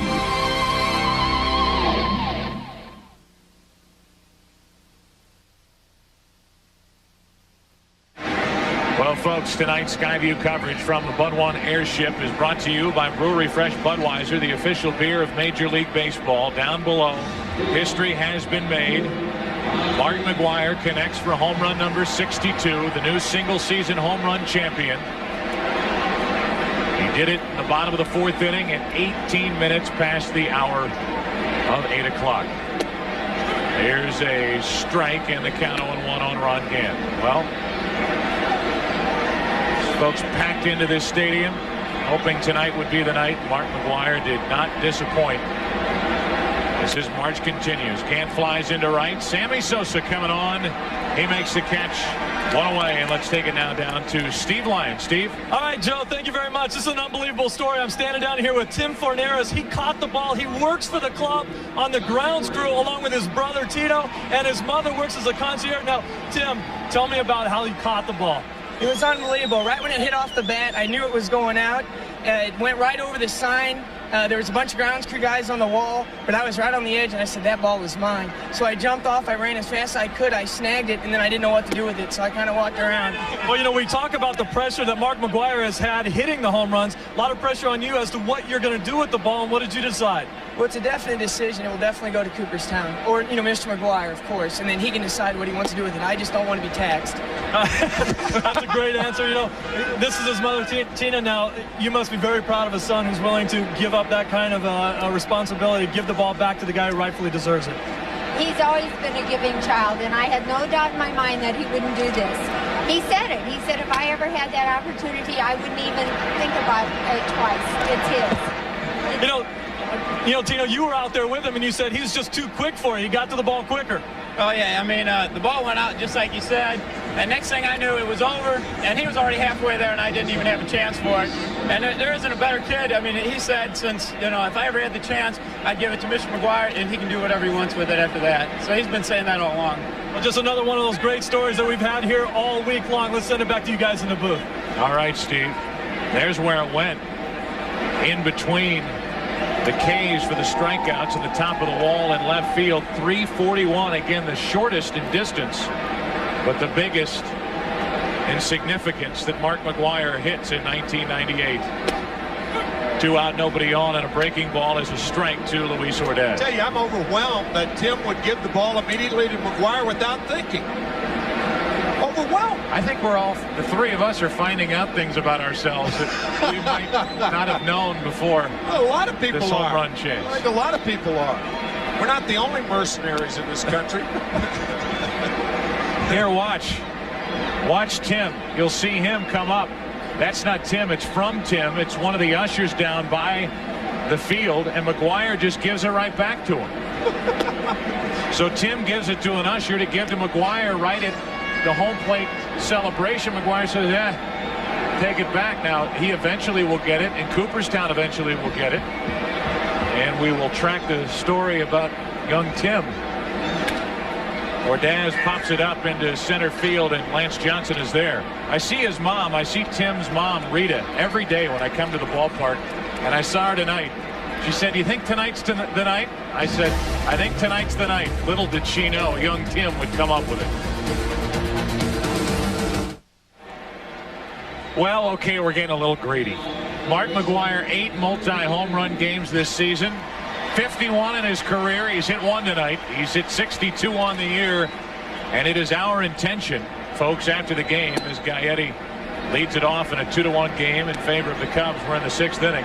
It's our intention to interview Mark McGwire right at the conclusion of this game. And that brings up another aspect of this, guys, how gracious Mark McGwire has been with his time, and how wonderful a job the Cardinals PR department, led by Brian Bartow, has been in handling this situation. 2 balls and a strike on Gaetti. Dan Farrell and all of the people, general manager Walt Jocketty, and a list of people that runs on and on and on in getting Mark McGwire to us at times, to the other parts of the media at times, as Gaetti lofts a foul ball down the left field line. 2-2. Major League Baseball's done a great job as well. There's Walt Jocketty, the man responsible for signing Mark McGwire. And Mark McGwire is not even among the top 5 paid players in Major League Baseball. You talk about a steal and a deal. 2 balls, 2 strikes. It's still 2-2. How much money do you think Mark McGwire has generated for the industry of baseball in 1998? I don't know if you could put a number on it. Attendance up at every ballpark that Mac went to, priceless. That says it all right there. Well, you've seen history tonight. Next Tuesday, you can find out who survives the big propane blast and who doesn't on the season premiere of King of the Hill. History next Tuesday, and then see why Sue is the breakout personality of the new season on the series premiere of Costello before an all-new Guinness. It's Fox Tuesday starting next week at 8 Eastern, 7 Central. Here's Morandini. We've survived the blast tonight. We have 1 more to go next Tuesday. That's right. Wow. So 1 out, nobody on for Mickey Morandini, who is 0 for 1 with a fly out and a walk. That's strike 2. But you mentioned Walt Jocketty. I live here in St. Louis. When he made the trade, a lot of the local media said it's just rent a player. The Cardinals were basically out of the running for the postseason last year, and they said, why would you give up 3 young pitchers to get Mark McGwire when you know he's going to be a free agent and not stay here?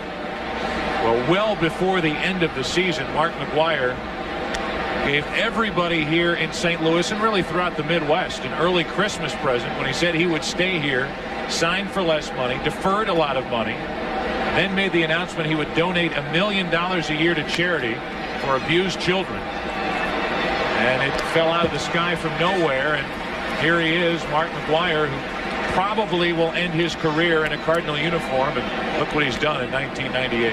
Acquired by the St. Louis Cardinals in a trade with the Oakland Athletics for pitchers T.J. Matthews, Eric Ludwig, and Blake Stein on July 31st, 1997. And how good must those three guys feel right now to have been traded for Mark McGwire? T.J. Matthews, who grew up right across the river, was heartbroken when he was traded away from the Cardinals. Very good young right-hander pitching out in Oakland. Blake Stein looks like he's going to be a good starter. And Eric Ludwig is no longer with the Oakland A's. He is now pitching for Jim Leyland in the world champion, lest we forget, Florida Marlins. A little fly ball into center. One hop picked up by Langford off the bat of Service, a 2-out single.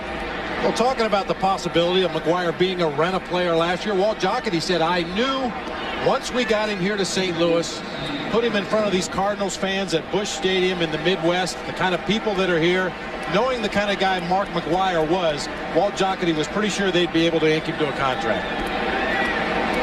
And you talk about a perfect match. This community, these baseball fans, which if you're not familiar with it, as Trachsel lines a base hit into left field, the Cardinals will go over 3 million in attendance. A feat normally reserved for cities the size of New York, Los Angeles, the hysteria around the Colorado Rockies when they came into the league. They will go over 3 million. And they do it from an enormous drawing area throughout the Midwest, states that surround Missouri. People drive mile after mile after mile to come watch the Cardinals, and lately to come watch McGwire. 2 on, 2 out. Lance Johnson at the plate. Johnson trying to add to the Chicago lead, which is 2-1. He takes a strike.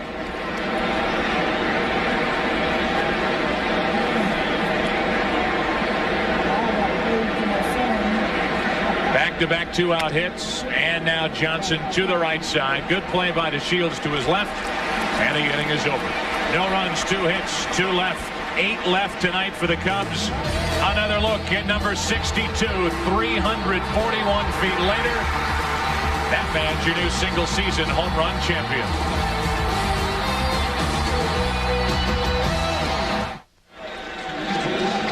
Bottom of the 6th inning. And, wow, what a night for Cardinal fans. Not only do you catch a guy who is going to end up in the Hall of Fame, but you see the Major League debut at the plate right now of J.D. Drew. The highly touted prospect who held out from the Philadelphia Phillies after 2 years ago being drafted by the Phillies, seeking an enormous contract. It didn't happen. He sat out. He played in the Northern League. And Bob Brenly, he goes back into the draft. The Cardinals select him, sign him. Another feather in the camp of Walt Jocketty, and here he is. Man, what a night to make your debut, huh? I don't think he'll forget this day. J.D. Drew gets his name in the box score. A box score that may likely end up in Cooperstown. The 0-1. 1 ball, 1 strike. So J.D. Drew, wearing number 8, making his Major League debut. Left-handed hitter with power. That's strike 2. We're in the 6th inning, and Drew leads it off. With Marrero and DeShields to follow. A ball and 2 strikes. 2-2. See J.D. Drew starting his career tonight, and I can't help but think, and I was thinking about him all day, Butch Yatkaman turned 90 years old on June 15th. He worked for the Cardinals over 70 years, and he is at home watching the game this evening. And I would be remiss not to say hello to the diminutive equipment trainer, equipment manager of the St. Louis Cardinals for over 70 years, and loved by everybody in this city. And not here at the park tonight, but watching the game on television. The 3-2 to Drew is hit down the right field line. He hooked it, and it's foul. Wow. Well, this may be his first at bat in the big leagues, but the Cubs have a pretty good scouting report on J.D. Drew. A steady diet of off-speed pitches. Every fastball he's seen has been up around the letters. Would this have been something had this ball had gone out of the ballpark, his first plate appearance on the night that McGwire hit 62? There's Bud Selig's reaction, and Jim Gray's for good measure, over the outside corner. And J.D. Drew strikes out to start the 6th inning. So, first Major League at bat, a strikeout. Dear Diary, what a night I had tonight in St. Louis. And that is an iffy pitch called for strike 3. Well, you might as well get used to it now, J.D. You're going to have a few of those called on you in your career. So the Major League debut, not what J.D. thought about on his flight from Memphis after playing in Tim McCarver Stadium to St. Louis to make his Major League debut here tonight on September 8th. Eli Marrero now, who is 0 for 1. Cardinals down by a run in the 6th inning. Cubs needing this ball game. I think they could have the old, I think, such a tired line, but a win-win situation. You see history and you get a victory as the Mets are just getting pummeled in Philadelphia 16-3 in the 8th inning, and a win tonight would put the Cubs back a game out in front in the wild card race. San Francisco Giants will play at San Diego later on this evening. The Giants are 2 games behind both the Mets and the Cubs entering tonight's play. 2 balls and a strike, now 3-1. We talked about the rivalry here and in Chicago between these two, but I will guarantee you the majority of Cardinal fans have seen what they wanted to see in 1998, and they'd be more than happy to see the Cubs in the postseason. The Cardinals, by the way, have been mathematically eliminated at this point. 3-2, the count on Marrero. I think a big tip of the cap to Steve Trachsel for being able to maintain his composure throughout the hugs and the salutations from Mark McGwire. The 10-minute delay, he's come back to retire, well, 5 in a row at that point. He walks Marrero here. Let's go now to Steve Lyons, who's standing by with the commissioner. Hi, Joe. Thank you very much. This is Bud Selig. And Bud, you are an owner of the Brewers. When Henry Aaron hit his 715th, can you compare that to this moment tonight? Well, that was a very dramatic moment, and you know, it was remarkable then. And this has been, I don't think, Steve, in all the things I've seen in my 35 years in baseball, I'm not sure I've ever seen anything like I've seen here the last 3 days. And tonight was magnificent. You think of the history and just the way Mark handled it when he came over here and hugged the Maris family. This is a great moment for baseball, for all of us involved. It's been some summer, and it got capped off tonight. So this is the type of moment that for 2 or 3 generations people remember where they were when he hit the home run. And you certainly see some emotion from Mark McGwire that we're not used to seeing in years past. You know, you really do. Both Sammy Sosa and Mark McGwire have handled it well, and I just can't tell you what how much grace and dignity they brought to the game. And we're having a great year, but they certainly are 2 of the primary reasons. And it's not only their achievements, which are obviously, I mean, magnificent. It's the way they've handled themselves all along. Could this have happened in a better baseball city than St. Louis?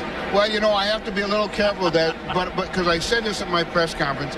But look, when you think of St. Louis and you go back to the Gas House Gang and you go back to Stan Musial and Red Schoendienst, who are sitting right here, and you think of all those years and the remarkable attendance they have. This is, if you were to ask, is there a better baseball town in America? The answer is no, there isn't. This town is absolutely remarkable, and its history proves it. All right, but I know you've had a great time. We certainly have too. Let's send it back up to you guys in the booth. All right, Steve, thank you, and thank you to Bud Selig. As DeShields takes a ball down and in, 1-2. Well stated from the commissioner.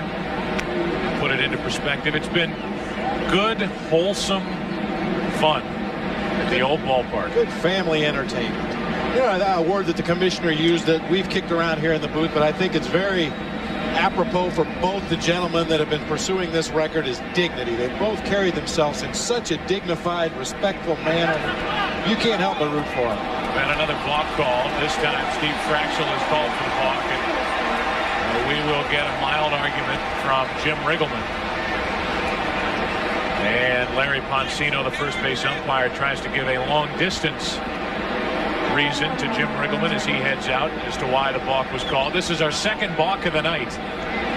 One by Mercker and one here by Trachsel. Earlier in the game, you may remember Delano DeShields was picked off on a similar balk move from Steve Trachsel. And that's what Bob was talking about earlier. When you break that left leg, you're committed to go home. He did it again, and a balk was called. It's a very subtle movement, and it's timed so perfectly that a lot of times Trachsel and the other Cub right-handed pitchers have been able to get away with it. That front knee buckles just enough, and they spin, make the throw to first base. Most base runners are trained to concentrate on that leg. When they see that left leg buckle, they know the pitcher's going home. You know what it points out, along with everything you're talking about, is the mild argument that Tony La Russa put up back in the first inning.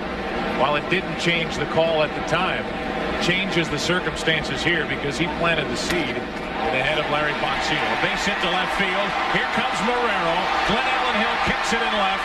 A run scores. It's a 2-2 game on a base hit by Delano DeShields.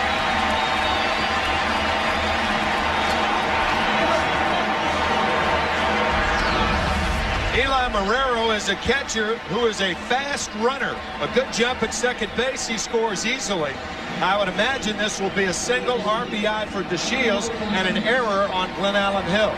And it is. First for Hill in a Cub uniform. Doesn't have the greatest reputation as a defensive outfielder. One of the reasons why, after starting the year in Seattle, he's no longer to the right of Ken Griffey Jr. And if there was any suspense, it went out the window, and Hill kicked it in left field, but Marrero is going to score either way. And now Tatis with a go-ahead run at second and one out. 2-2 game. Into left field, well hit. Back is Hill near the track to make the catch. 2 down. In walks Mark McGwire.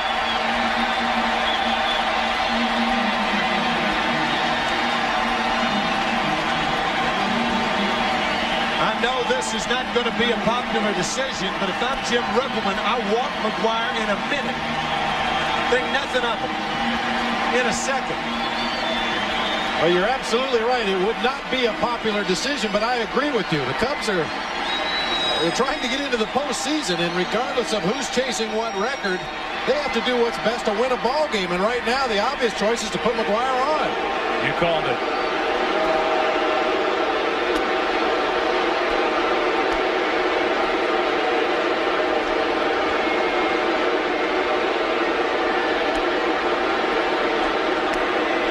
The intentional walk to Mark McGwire will put 2 on with 2 out for Ray Langford.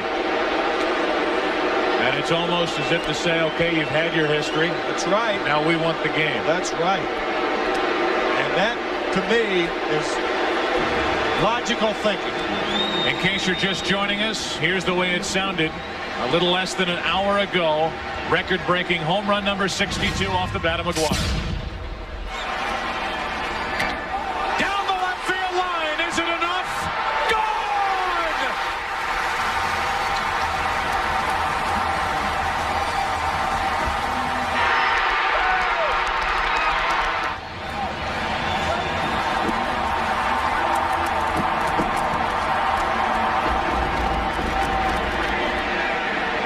It has been a family affair around here lately with Mark's 10-year-old son arriving just in time to see home run number 61 yesterday, and he doesn't have to miss another day of school.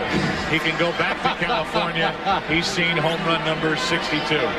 Well, on 61 and 62 both, it appeared that Matt McGwire wanted to do that high-five punch in the stomach thing that the Cardinals do, and both times Dad picked him up and ruined the fun.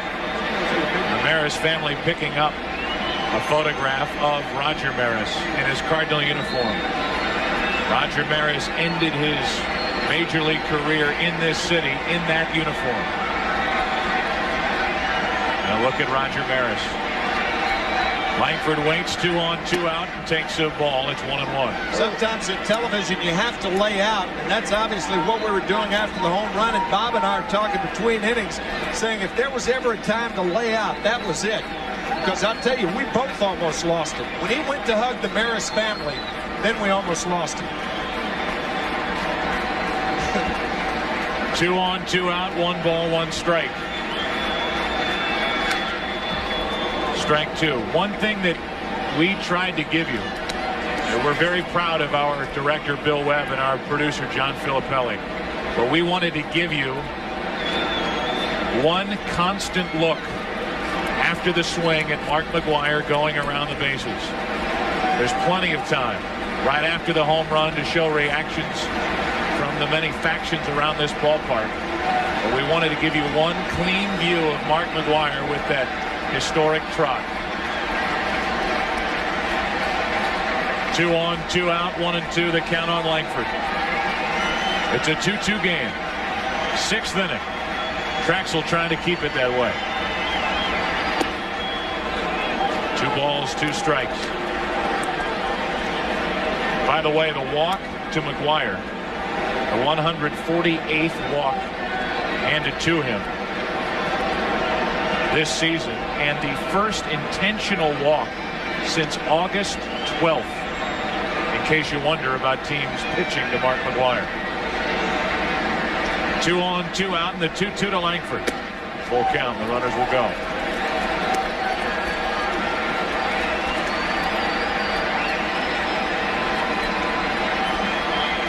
Keep talking about records. That man, Mark McGwire, is at a pace for 166 walks.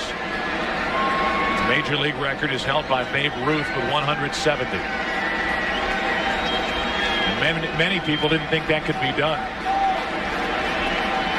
2 on, 2 out, and Langford shoots one into deep right center at the track, at the wall. 3-run homer, 5-2, St. Louis.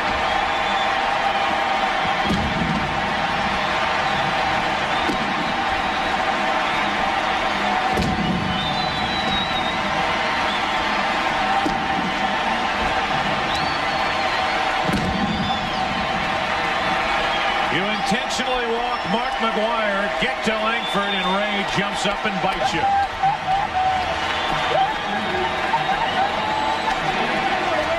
The lower the pitch, the harder he hits it. That looked like a splitter. Ray Langford does not miss pitches around the knees. And that's part of the reason Mark McGwire has not been intentionally walked since August 12th. Ray Langford having a big year behind him in the order. You got to have that protection. Mark McGwire called Ray Langford, and this crowd wants a curtain call. Mark McGwire called Ray Langford the best protection he has ever had in any lineup he's been in. That was an off-Broadway curtain, by the way. It was. 2 out, nobody on, and a ball high to Gant.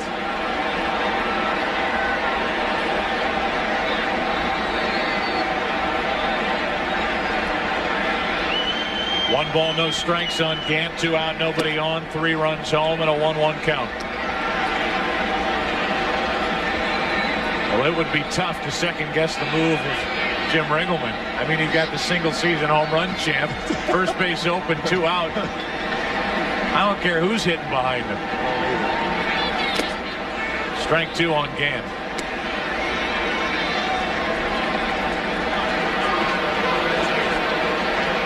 Langford is the man hitting behind him. And Langford goes deep.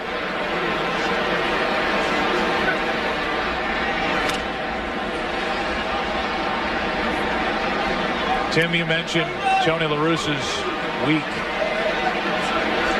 Losing his mother over the weekend. Jumping on a flight. Going to Tampa, Florida, which is where he is from, to attend the funeral services of his mother, Oliva. Getting on a plane, knowing that his father was doing well enough to let him attend this game. And he hustles to get back here and is in the dugout for Mark McGwire's 62nd home run. And Tony La Russa wanted to be here for that. If all was well back home, all was well back home with his 88-year-old father. And Tony La Russa, who was Mark McGwire's manager in 1987 when he came to the big leagues, is here to see McGwire make history. 2-2 on Gant.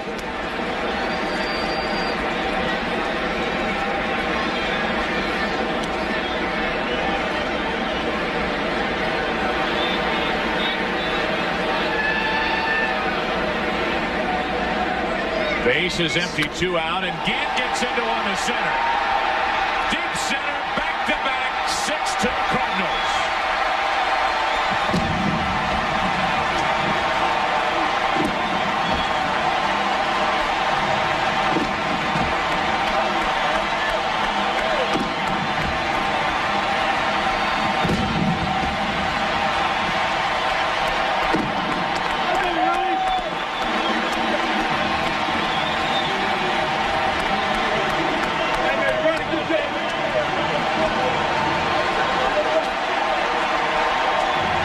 Back-to-back home runs, and this swing by Ron Gant marks the end of a historic night for Steve Trachsel. The Cardinals lead 6-2.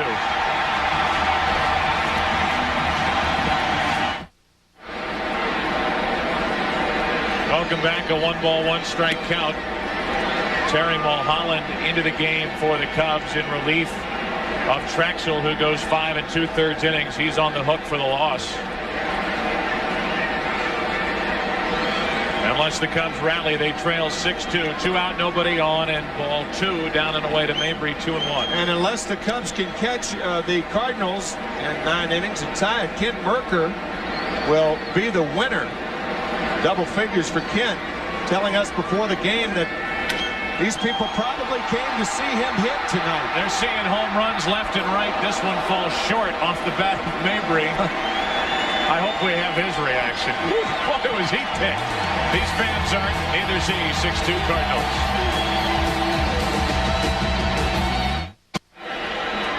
Well, tonight's Skyview coverage from the Bud One Airship is brought to you by Brewery Fresh Budweiser. There's a look at the Bud One Airship, the official beer of Major League Baseball. Wish you guys and gals were down here, high above. As tonight, Mark McGwire hits number 62, a 341-foot laser line drive over the wall and left. And Rick Croushore is the new Cardinal pitcher just recalled. J.D. Drew stays in the game and takes over in left field. And the reports on him in the outfield are just sit back and watch.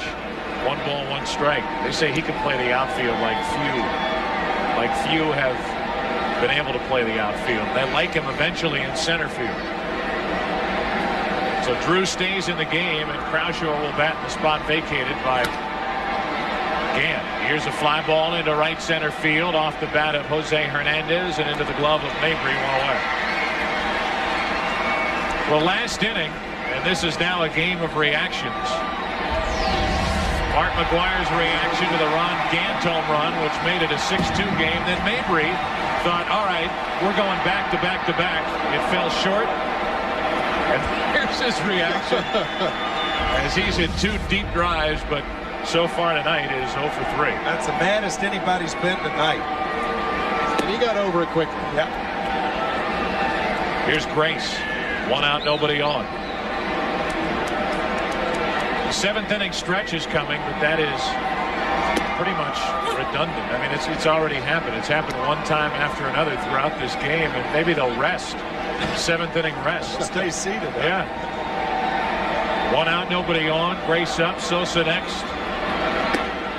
And a strike to Grace from Croushore, who features that good fastball and the screwball from a right-handed pitcher.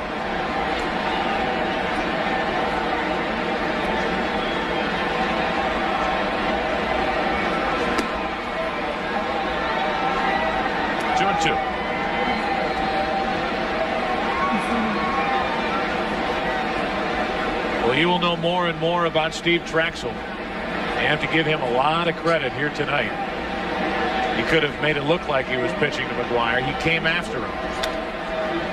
He got him in the 1st inning on a 3-0 pitch. McGwire grounded out. Didn't get him in the 4th inning. There's a look at Steve, 27-year-old, born in Oxnard, California, lives in Mesa, Arizona. He has a career-high 14 wins in 1998, but right now he is, in essence, the new Tracy Stallard, as the pitch is up and away to Grace to make it 3-2. Tracy Stallard giving up Roger Maris' 61st home run back in 1961 at game 162. That's up and away for a one-out walk. The Cubs need a rally here, and they have the right combination of walk to Grace and Sosa coming to the plate.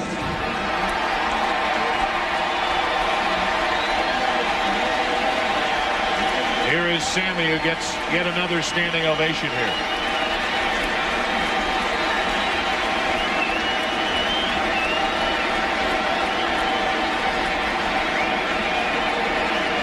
This night would be complete if Sosa hits a home run. With 58 and 140 RBIs. And a ball from Croushore.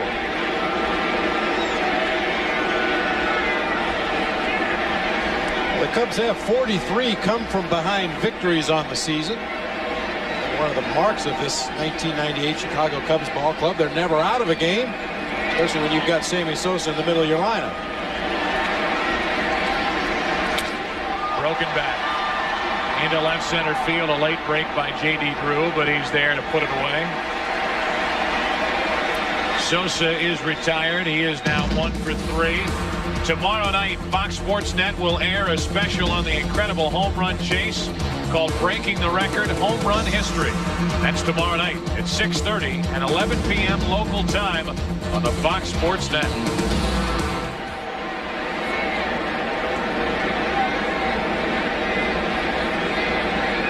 You know how that show's going to end tomorrow night. Into center field, Glenn Allen Hill gets a base hit. Grace stops at second. It's 2 on, 2 out.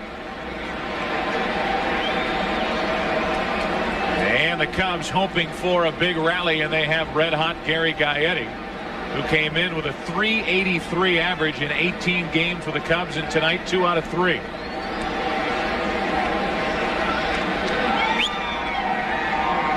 There is a big difference between breaking a record and breaking the record. And tonight, Mark McGwire broke the record that most people think is the most revered in any sport. Home runs in a single season.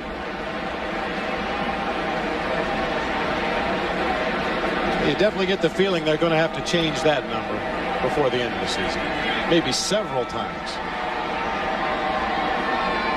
Everybody has to look around them and wonder what, as Lance Painter gets ready, what memorabilia they can take away from this night. Somebody's going to get that banner up there, you know that.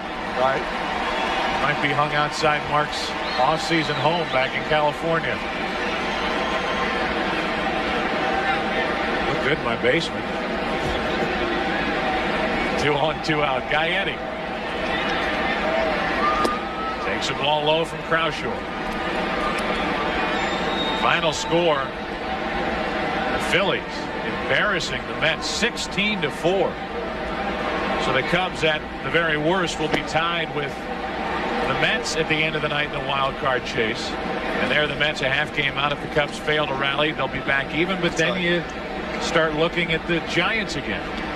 The Giants starting the night tonight, now 2 games back. And they are leading at San Diego 1-0 in the first inning. There's a strike, and it's 2-1 on Gaetti. 2 on, 2 out.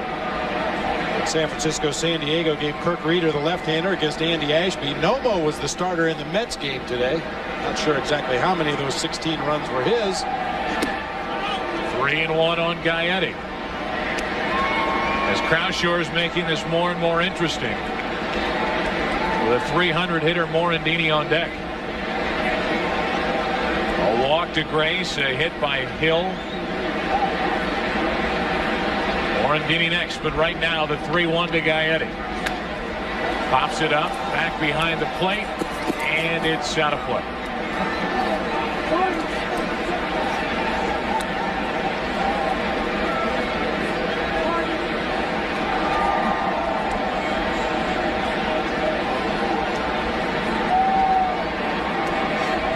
Tony La Russa and the Cardinals will head to Cincinnati after tonight's game. I think that'll be a fun flight. Mark McGwire wouldn't even need an airplane tonight. Here's a 3-2 pitch. Just missed. Off the inside corner. The bases are loaded with 2 out for Morandini, and that might be it for Croushore. This 3-2 pitch just inside to Gary Gaetti. Could have been a little low. Good call. And with Morandini coming up, Croushore, who was just reinstated on the Cardinal roster, as the rosters have been able to expand now in September, cannot get through a full inning. We're in the 7th. The Cubs are rallying, trying to get back in it. Lance Painter will enter.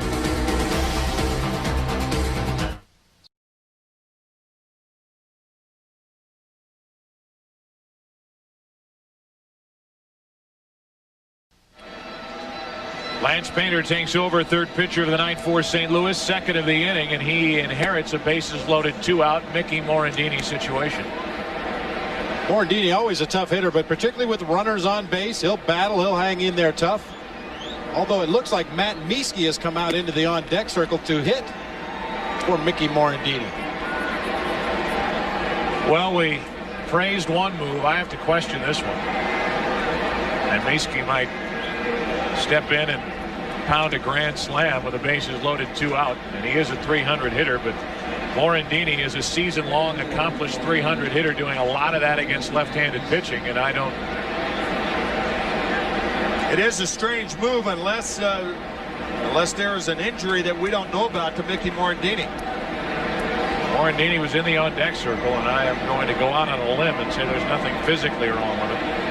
But it's Mieske now as Jim Riggleman goes to the right-hander, bases loaded 2-out, facing Painter and taking a ball high. Matt Mieske has spent the better part of his career in Milwaukee.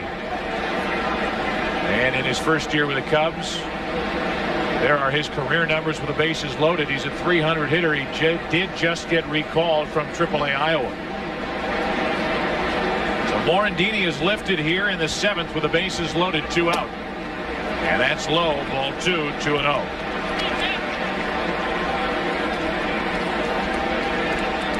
Morandini is 0 for 7 lifetime against Lance Painter, if you want statistics to back you up. But you can see Mickey shaking his head over there. He doesn't believe in those computer printouts. Here's the 2-0 pitch. Bases loaded, 2-out. Cubs need a hit. Off the mask of Marrero, 2-1.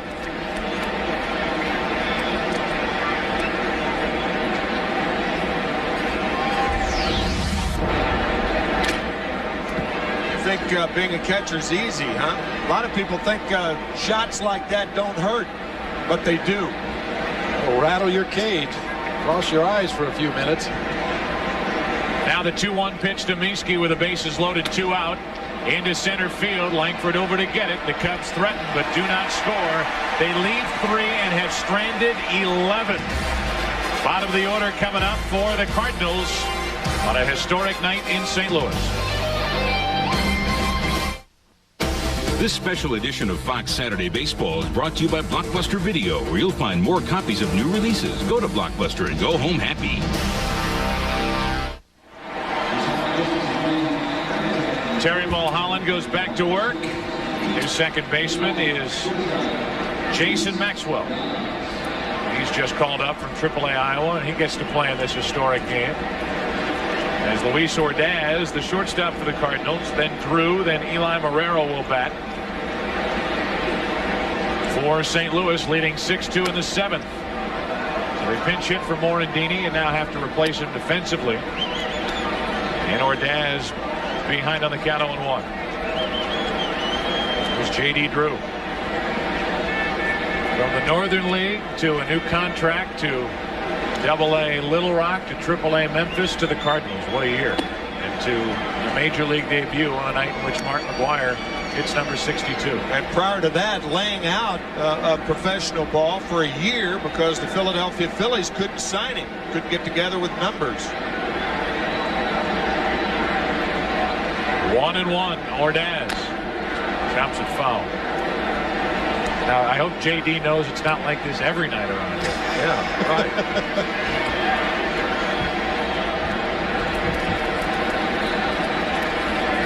Cardinals, for the most part, are penciling him in for a starting spot in their outfield next year. And it's a big topic of discussion around here because of the impending free agency. Part of Brian Jordan, who may leave at the end of the year. 2-2 on Ordaz. Well, it's going to be a tough go for J.D. Drew the remainder of this season and into next year as you get a look at Brian Jordan sitting this one out tonight. J.D. Drew really alienated himself from a lot of the major league players by holding out, not signing the contract. Many veterans felt that he needed to prove himself before he cashed in with the big payday, but Drew stuck to his guns, and here he is in the most historic game in the history of baseball. A lot of people thought, Tim, that it was his agent, Scott Boras, that was driving that train. J.D. Drew and his family will tell you it was J.D. Drew and his family that were driving that train. That it wasn't Boras trying to make a statement.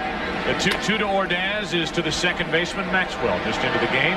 His first put out goes without a hitch, one away. And the final number, from what I understand, a little over $8 million as a bonus. That is whether he makes it or not. And, bonuses have gone up since I was playing.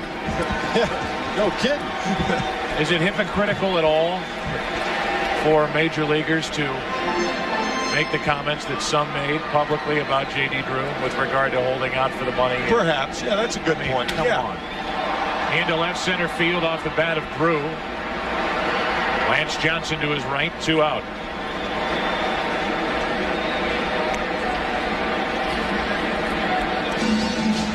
Well, this isn't TGIF, and this is no average neighborhood. Catch the series premiere of Living in Captivity and the season premiere of Getting Personal. It's all a part of Wild Thing Friday, starting at 8 Eastern, 7 Central on Fox. Friday night. 2 out, nobody on, and here's Marrero. And that's foul for strike 1. Ray Latchman makes a friend with a souvenir on this night.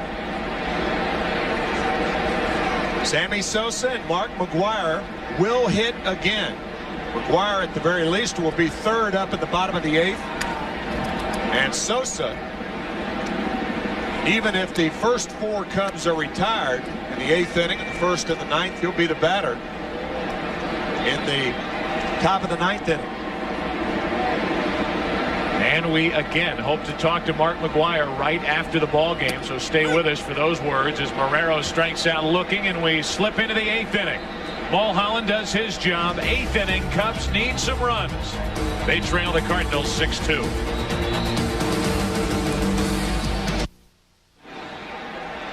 Here is our Toyota game summary. Mark McGwire hits his 62nd home run of the season, an all-time record.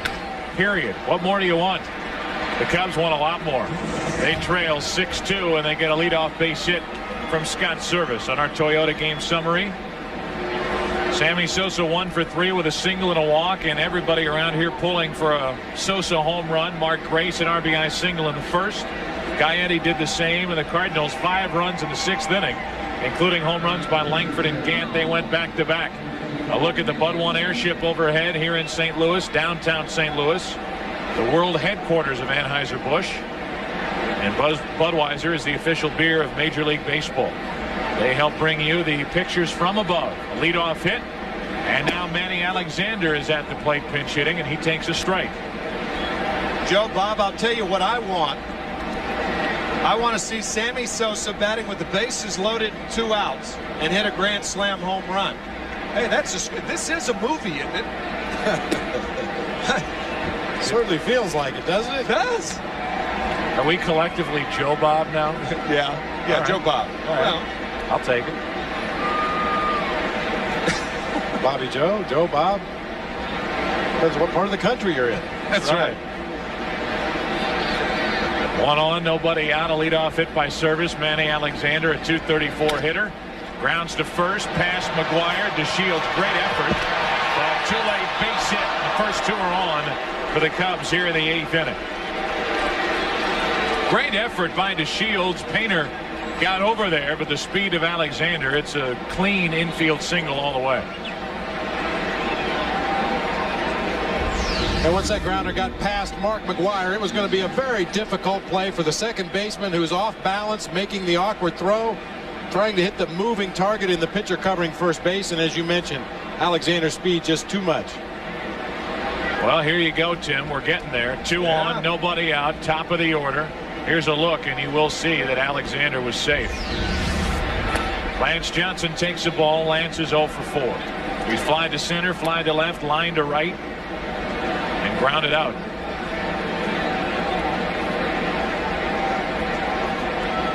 Action starts for the Cardinals in their bullpen, and there's action for the Cubs in their bullpen. We got action. 2 on, nobody out, and Johnson takes a strike. 1-1.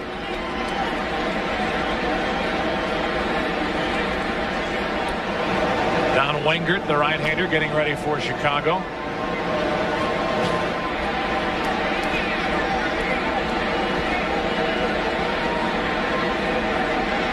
Two on, nobody out, and a 1-ball, 1-strike count on Johnson. And a visit to Painter while they get John Frascatore ready in the Cardinal bullpen. By the way, after tonight's game is over, there is postseason in baseball this year, right? There is. Right, the World Series. It will happen. Wild card, National League Championship Series, American League. You know, you would think this is the 7th game of the World Series. That's the feeling it has to me. I would agree with that, and I would also add that as Johnson takes a pitch low to make it 2-1, this season is setting up for an extremely exciting postseason and World Series, and of course could be blamed for self-serving reasons for saying that, but I think people who watch this game day in and day out believe that. 2 on, nobody out, 2 balls and a strike on Johnson, and 2-2 as all of a sudden the high strike is being called, which is to the delight of Lance Painter. Since he's thrown a couple pitches up near the top of the zone. Now, this entire baseball season has been kind of a can you top this? Yeah. Good numbers for Johnson with runners in scoring position. He has a man out there. Lays off, and it's 3-2. Ken Griffey Jr. satisfying the Pacific Northwest with 50 home runs. San Francisco with a possible wild card. The San Diego Padres with a marvelous ball club. Houston, a very dangerous club. Off the plate, the Cardinals will get only one. The Atlanta Braves are the Atlanta Braves again. We'll put that on hold, and we'll show you, Tim and Bob and the rest of our viewers, the reaction from across the country when Mark McGwire connected. I'm a vision board here at Veterans Stadium.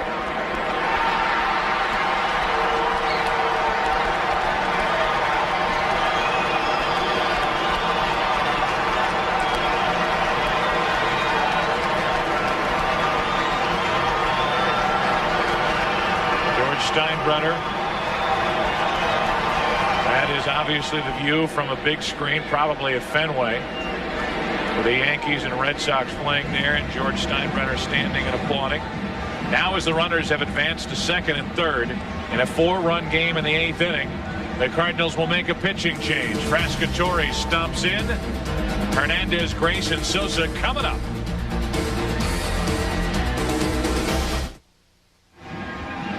Well, Sammy Sosa, Tim, probably thinking along the lines that you were earlier, hoping he gets a chance, and there is a way he could bat in this inning, representing the tying run.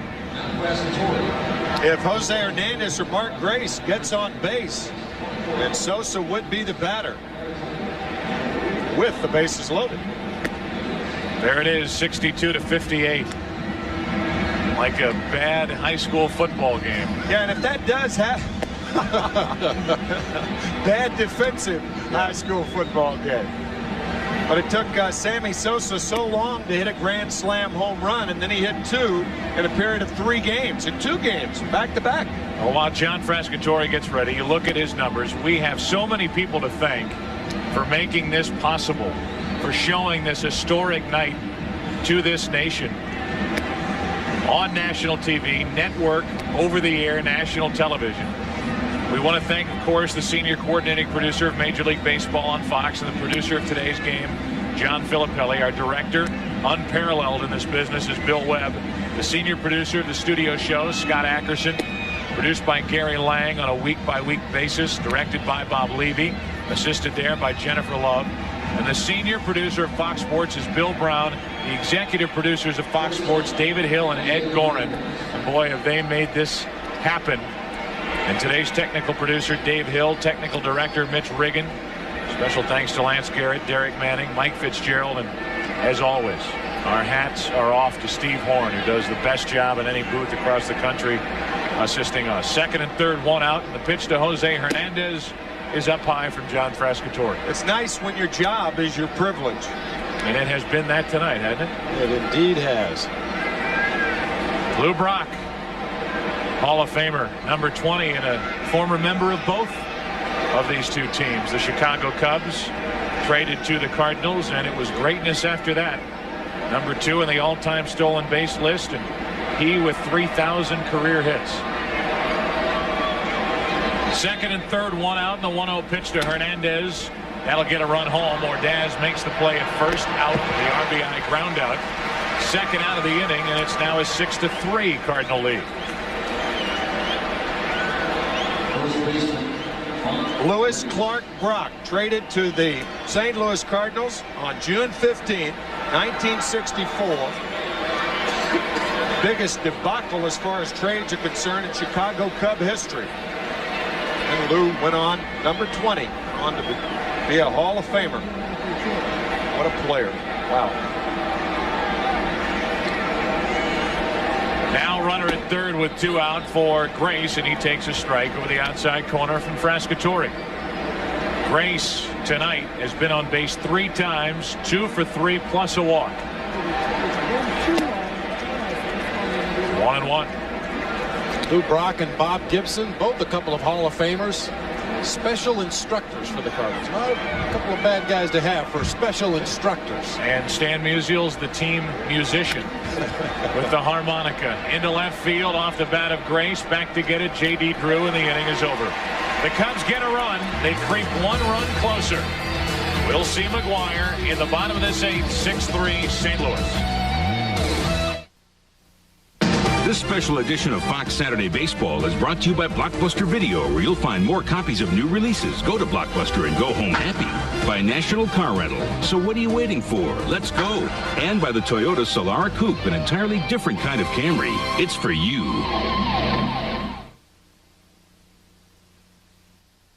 Welcome back to the ballpark. The name of the ballpark, Busch Stadium, in the city of St. Louis, Missouri. And tonight, Tuesday, September 8th, 1998, Mark McGwire broke the single-season home run record of 61 home runs, hit by Roger Maris in 1961. He has 62 and counting, and I think the and counting is going to leave a lot of drama for the rest of this season. I don't know how you could possibly predict where he's going to end up. I mean, the pressure is off now. He could fall into a slump and finish the year on a down note. He could respond exactly the opposite way. The pressure's off. He's relaxed. He's having fun. He may go on a tear. But whatever number he ends up at, I have a feeling it's going to stand for quite some time. And I'll tell you, I think Sammy Sosa is going to be relentless for the rest of the season because the Cubs have something to fight for. A ground ball to first off the bat of the Shields. 1 away as Grace takes care of it. New pitcher is Don Wingert. Takes over for Mulholland. Third of the night. The numbers for Wingert, a record of 1-3.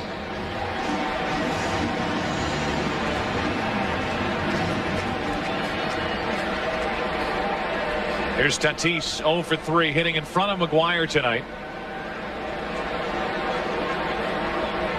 Manny Alexander now at second base as they take Jason Maxwell back out of the lineup. 1 out, nobody on, and a strike is poured into Tatis. Well, soon I will be leaving you two. Headed down to hopefully corral Mark McGwire for an interview after this game, and that's going to be, I want your best wishes as you send me down there. Good luck to you. You may never see me again. Good luck to you. Okay. We're behind you winter time. 0-2 on Tatis. He left in the 8th and was never heard from again. 1-2. Well, I can't help but think every time I see Matthew McGwire down there as the bat boy, I have a son about his age, and when he goes back to school, whether it be tomorrow or the day after, it has to turn in that composition, what I did on my Labor Day vacation. 2-2. Let's see, I got to fly on a jet. go to St. Louis and watch my dad set the all-time single-season home run record in Major League Baseball. I think he'll get an A. He'll end it with any questions? Yeah. Well, the questions will be put to Mark McGwire after this one as Tatis strikes out looking, and in walks Mark McGwire, the hero of the night right now. The hero of the 1998 season. One more standing ovation here in the 8th inning for Mr. 62.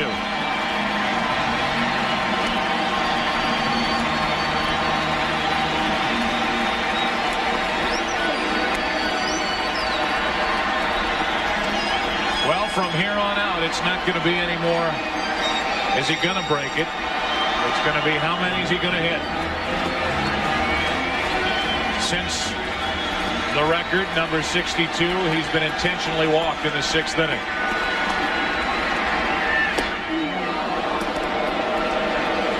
An enormous pressure since spring training began.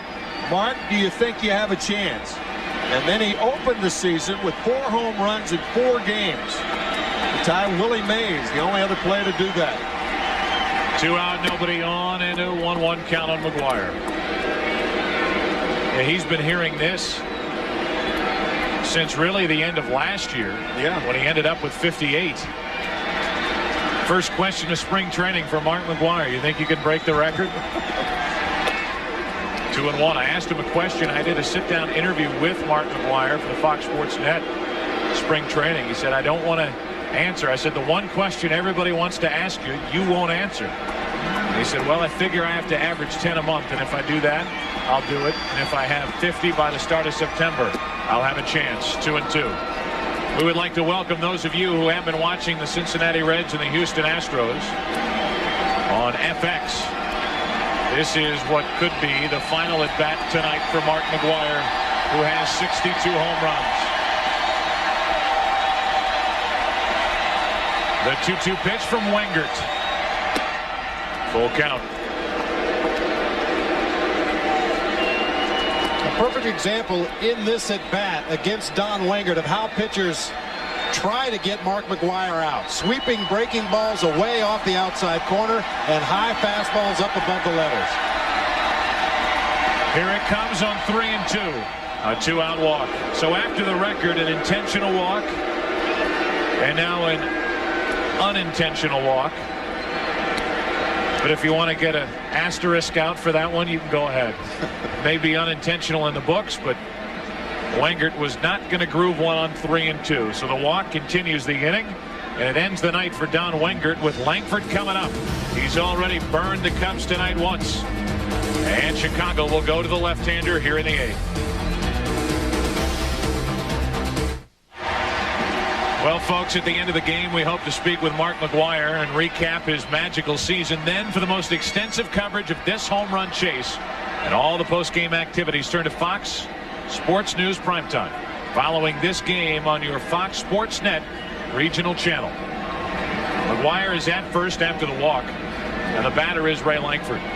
Langford is 1 out of 3, but the one is a big one. A 2-out, 3-run home run his last time up. Guys, how much can the Babe stand? Mark McGwire passes him. Ruth's record of 60 home runs stood for 34 years until Maris in 61. So he passed him long ago. And now he's on pace for 167 walks. Ruth's record there is the major league record of 170. That could be eclipsed, which would be incredible that he could do both in the same season. Because Babe Ruth did not hit 60 home runs and set the National League or the American League record, Major League record for walks in the same season.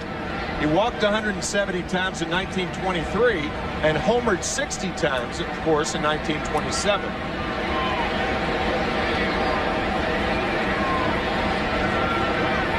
One on, 2 out. Langford a big swing and a miss against Felix Heredia. Heredia, the numbers, he was a trading deadline acquisition by the Cubs from the world champion Marlins. By the way, they too have been mathematically eliminated. Somewhere close to the All-Star break. 1 on, 2 out, a ball and 2 strikes. Langford waits. 2-2.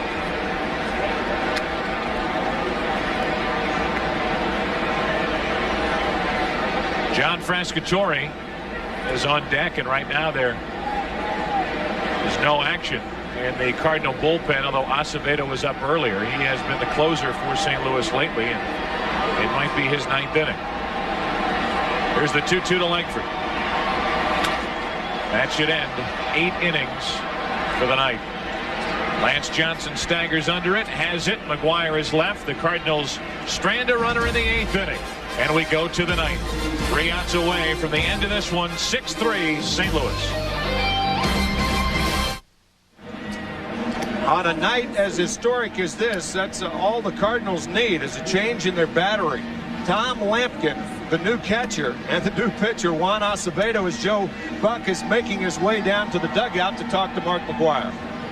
Well, Tom Lampkin was one of those guys Joe mentioned earlier about when a pitcher has a no-hitter going, guys on the bench try to stay away from him. They don't mention it. And throughout McGwire's chase of the home run record, the guys on the Cardinals bench have tried to avoid the topic as much as possible. And Tom Lampkin, one of his teammates who refused to shake his hand. I'm not going to shake your hand until you break the record. Lampkin broke down last night, or however, on number 61, decided to go ahead and shake his hand, and now today could officially congratulate him on breaking the record. Told us before the game that he did not know what he was going to do tonight. He didn't think he could stick to it, just sitting over on the bench idly. Well, here's Sammy Sosa. Homerless on the evening.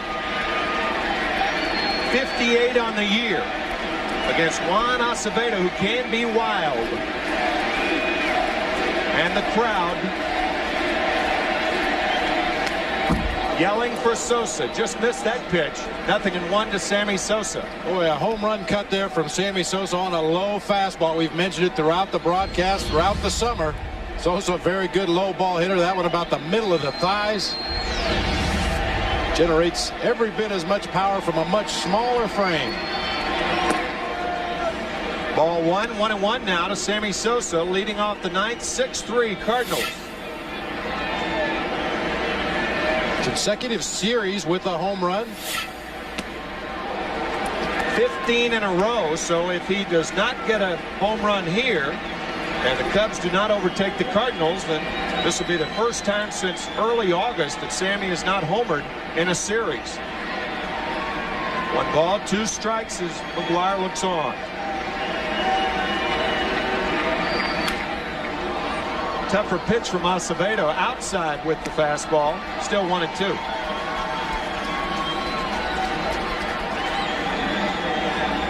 You wonder if Sammy Sosa has a sense of relief that McGwire's finally broken the record. It's a good point. High, ball 2, 2-2. Now Sammy can get back to business of trying to win the wild card berth in postseason play for the Chicago Cubs. 2 guys from totally different cultures. And Sosa down on strikes.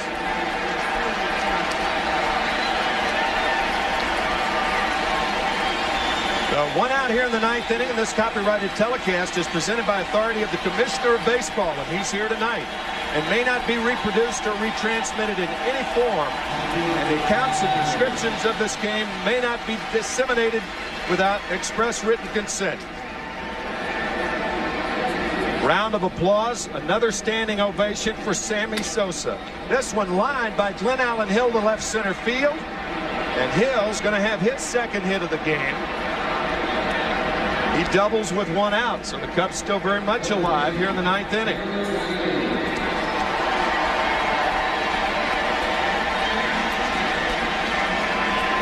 Gary Gaetti coming up. We talked about Sosa earlier, mentioning that he was from the little bastion of baseball strength down in the Dominican Republic, San Pedro de Macorís. There was a marvelous article in the New York Times by Larry Roeder today talking about when the games are on down there in the streets in San Pedro de Macorís, they're as empty as when the government decrees a curfew. They're all inside listening to what Sammy has done. Lined hard over the head of the left fielder, J.D. Drew. But what Joe Buck said earlier, he got a little glimpse of with a great jump on a ball hit by Gaetti. 2 out. And on one of the toughest balls for an outfielder to play, that line drive hit directly at you. And Drew, as you mentioned, a great jump, immediately broke back toward the wall and was able to make that reaching catch almost at the warning track. And Orlando Merced will be the pinch hitter for Jason Maxwell, the second baseman.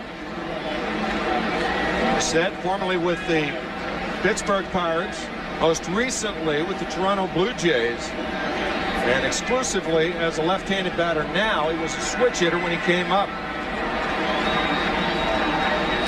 2 out, Glenn Allen Hill on second. 6-3 St. Louis. Check swing, foul ball. 0-1 to Orlando Merced.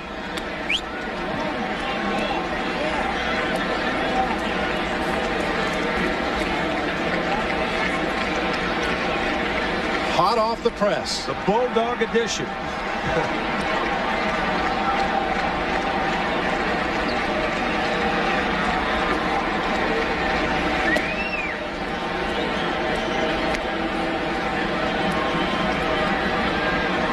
Bob Brenly and I have just received the Bulldog edition of the St. Louis Post-Dispatch that says unbelievable class 62.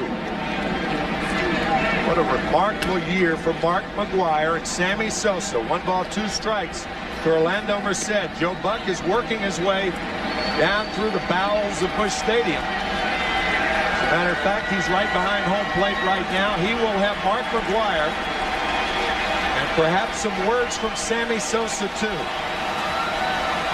Fans on their feet on this historic night.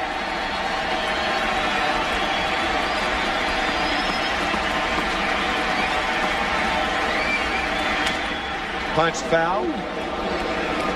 That delays further elation here in St. Louis.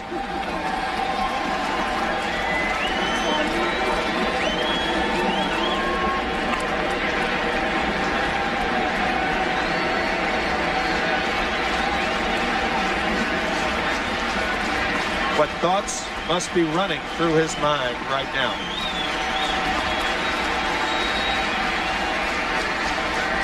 Curveball way high, 2-2 now to Merced. Well, Mark has been so accommodating to the press. Post-game media sessions after every ball game that go on and on and on. And I imagine this is one that he's looked forward to and is anxious to put behind him. Finally, with a chance to be somewhat pensive.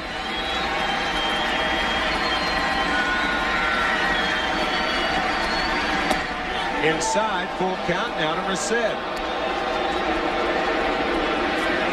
On deck batter is Scott Service, and should Merced get aboard, and Service will represent the potential tying run.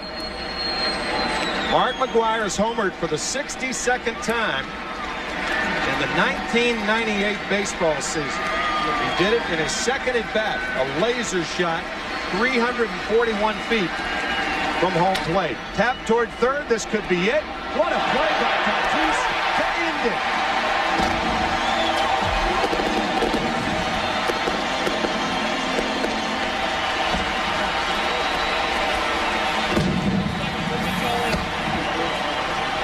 We are planning, and Joe is down on the field right now. We're planning to have an interview with Mark McGwire.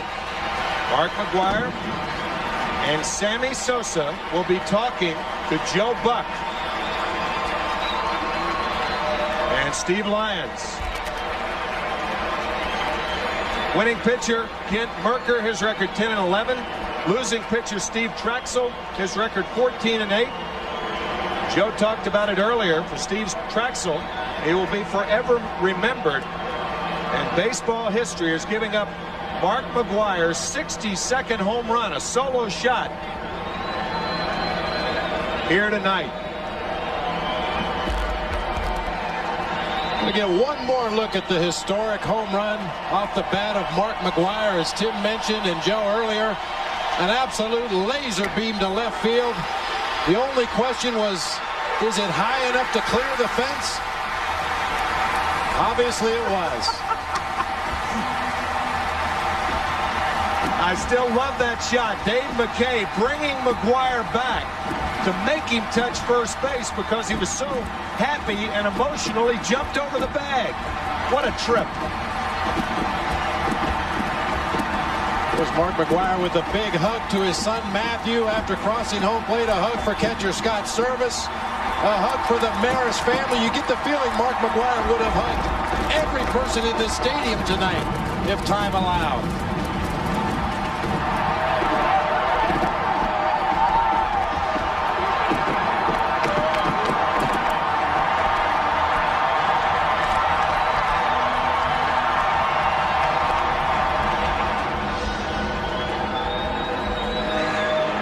Mark with his parents now.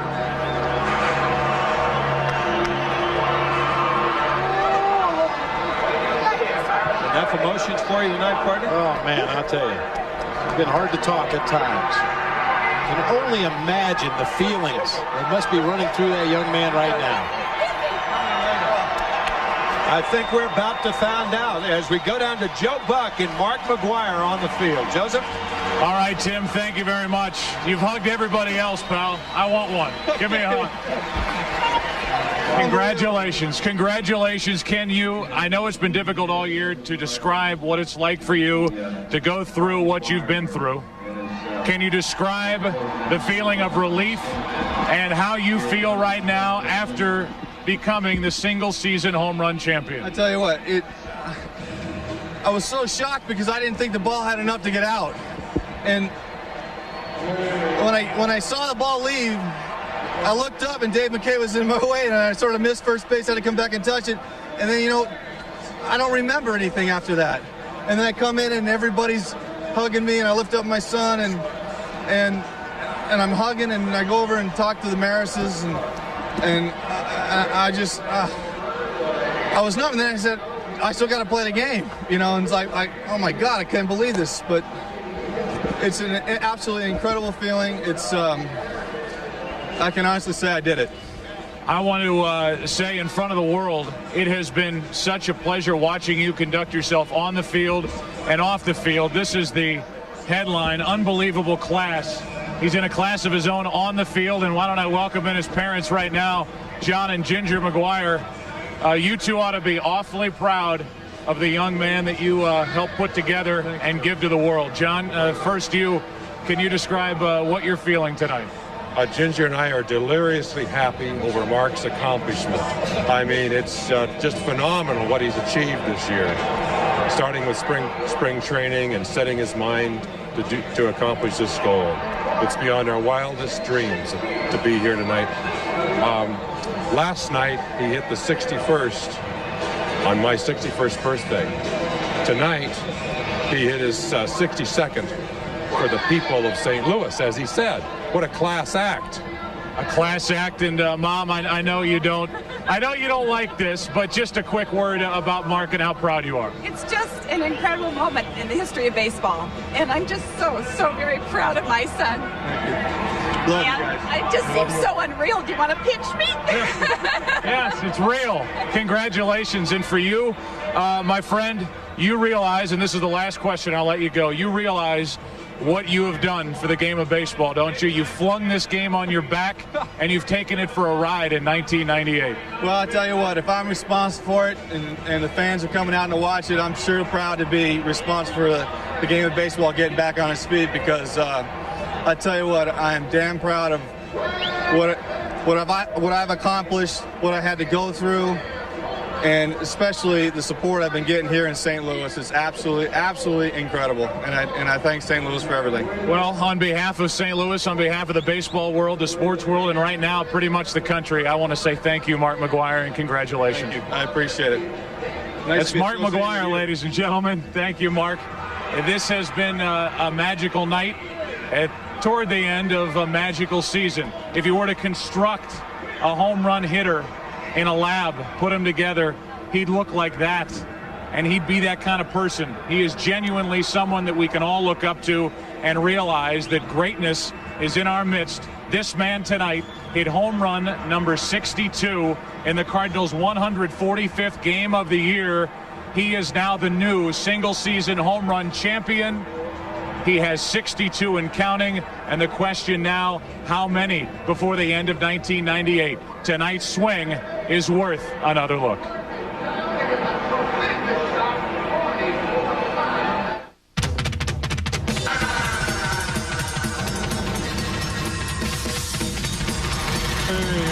Ball in the left. That ball carries to the track. Might leave the park. He did it. A grand slam. And it's 4-0. McGwire was number one.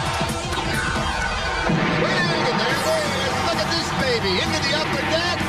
Off the facade up there. Number 17. What any doubt about this one going to the yellow line? Woo!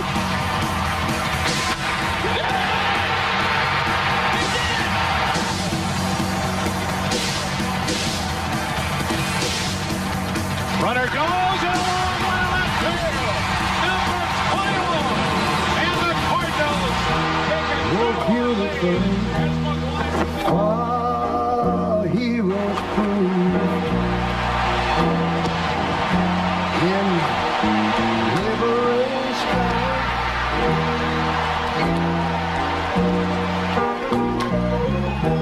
Who more than self?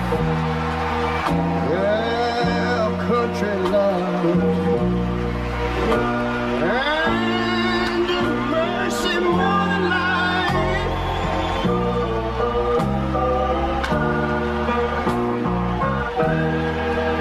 America, America, may God thy gold refine.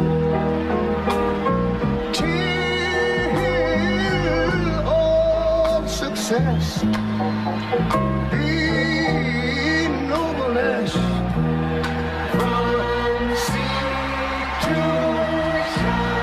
shining sea.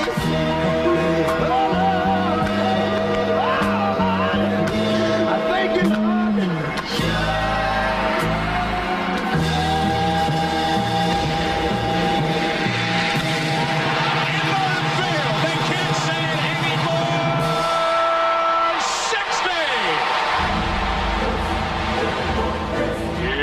Comes to McGwire. Swing. Look at there. Look at there. Home run, McGwire. What a moment. Pardon me while I stand up and applaud.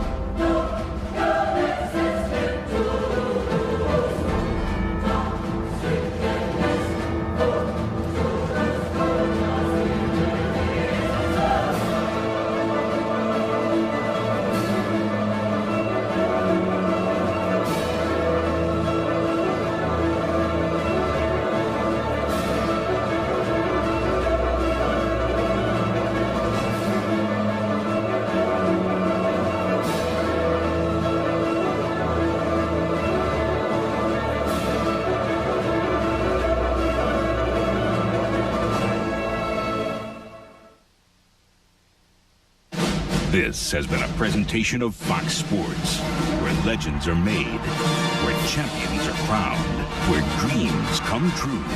Fox Sports, home of the 1998 World Series.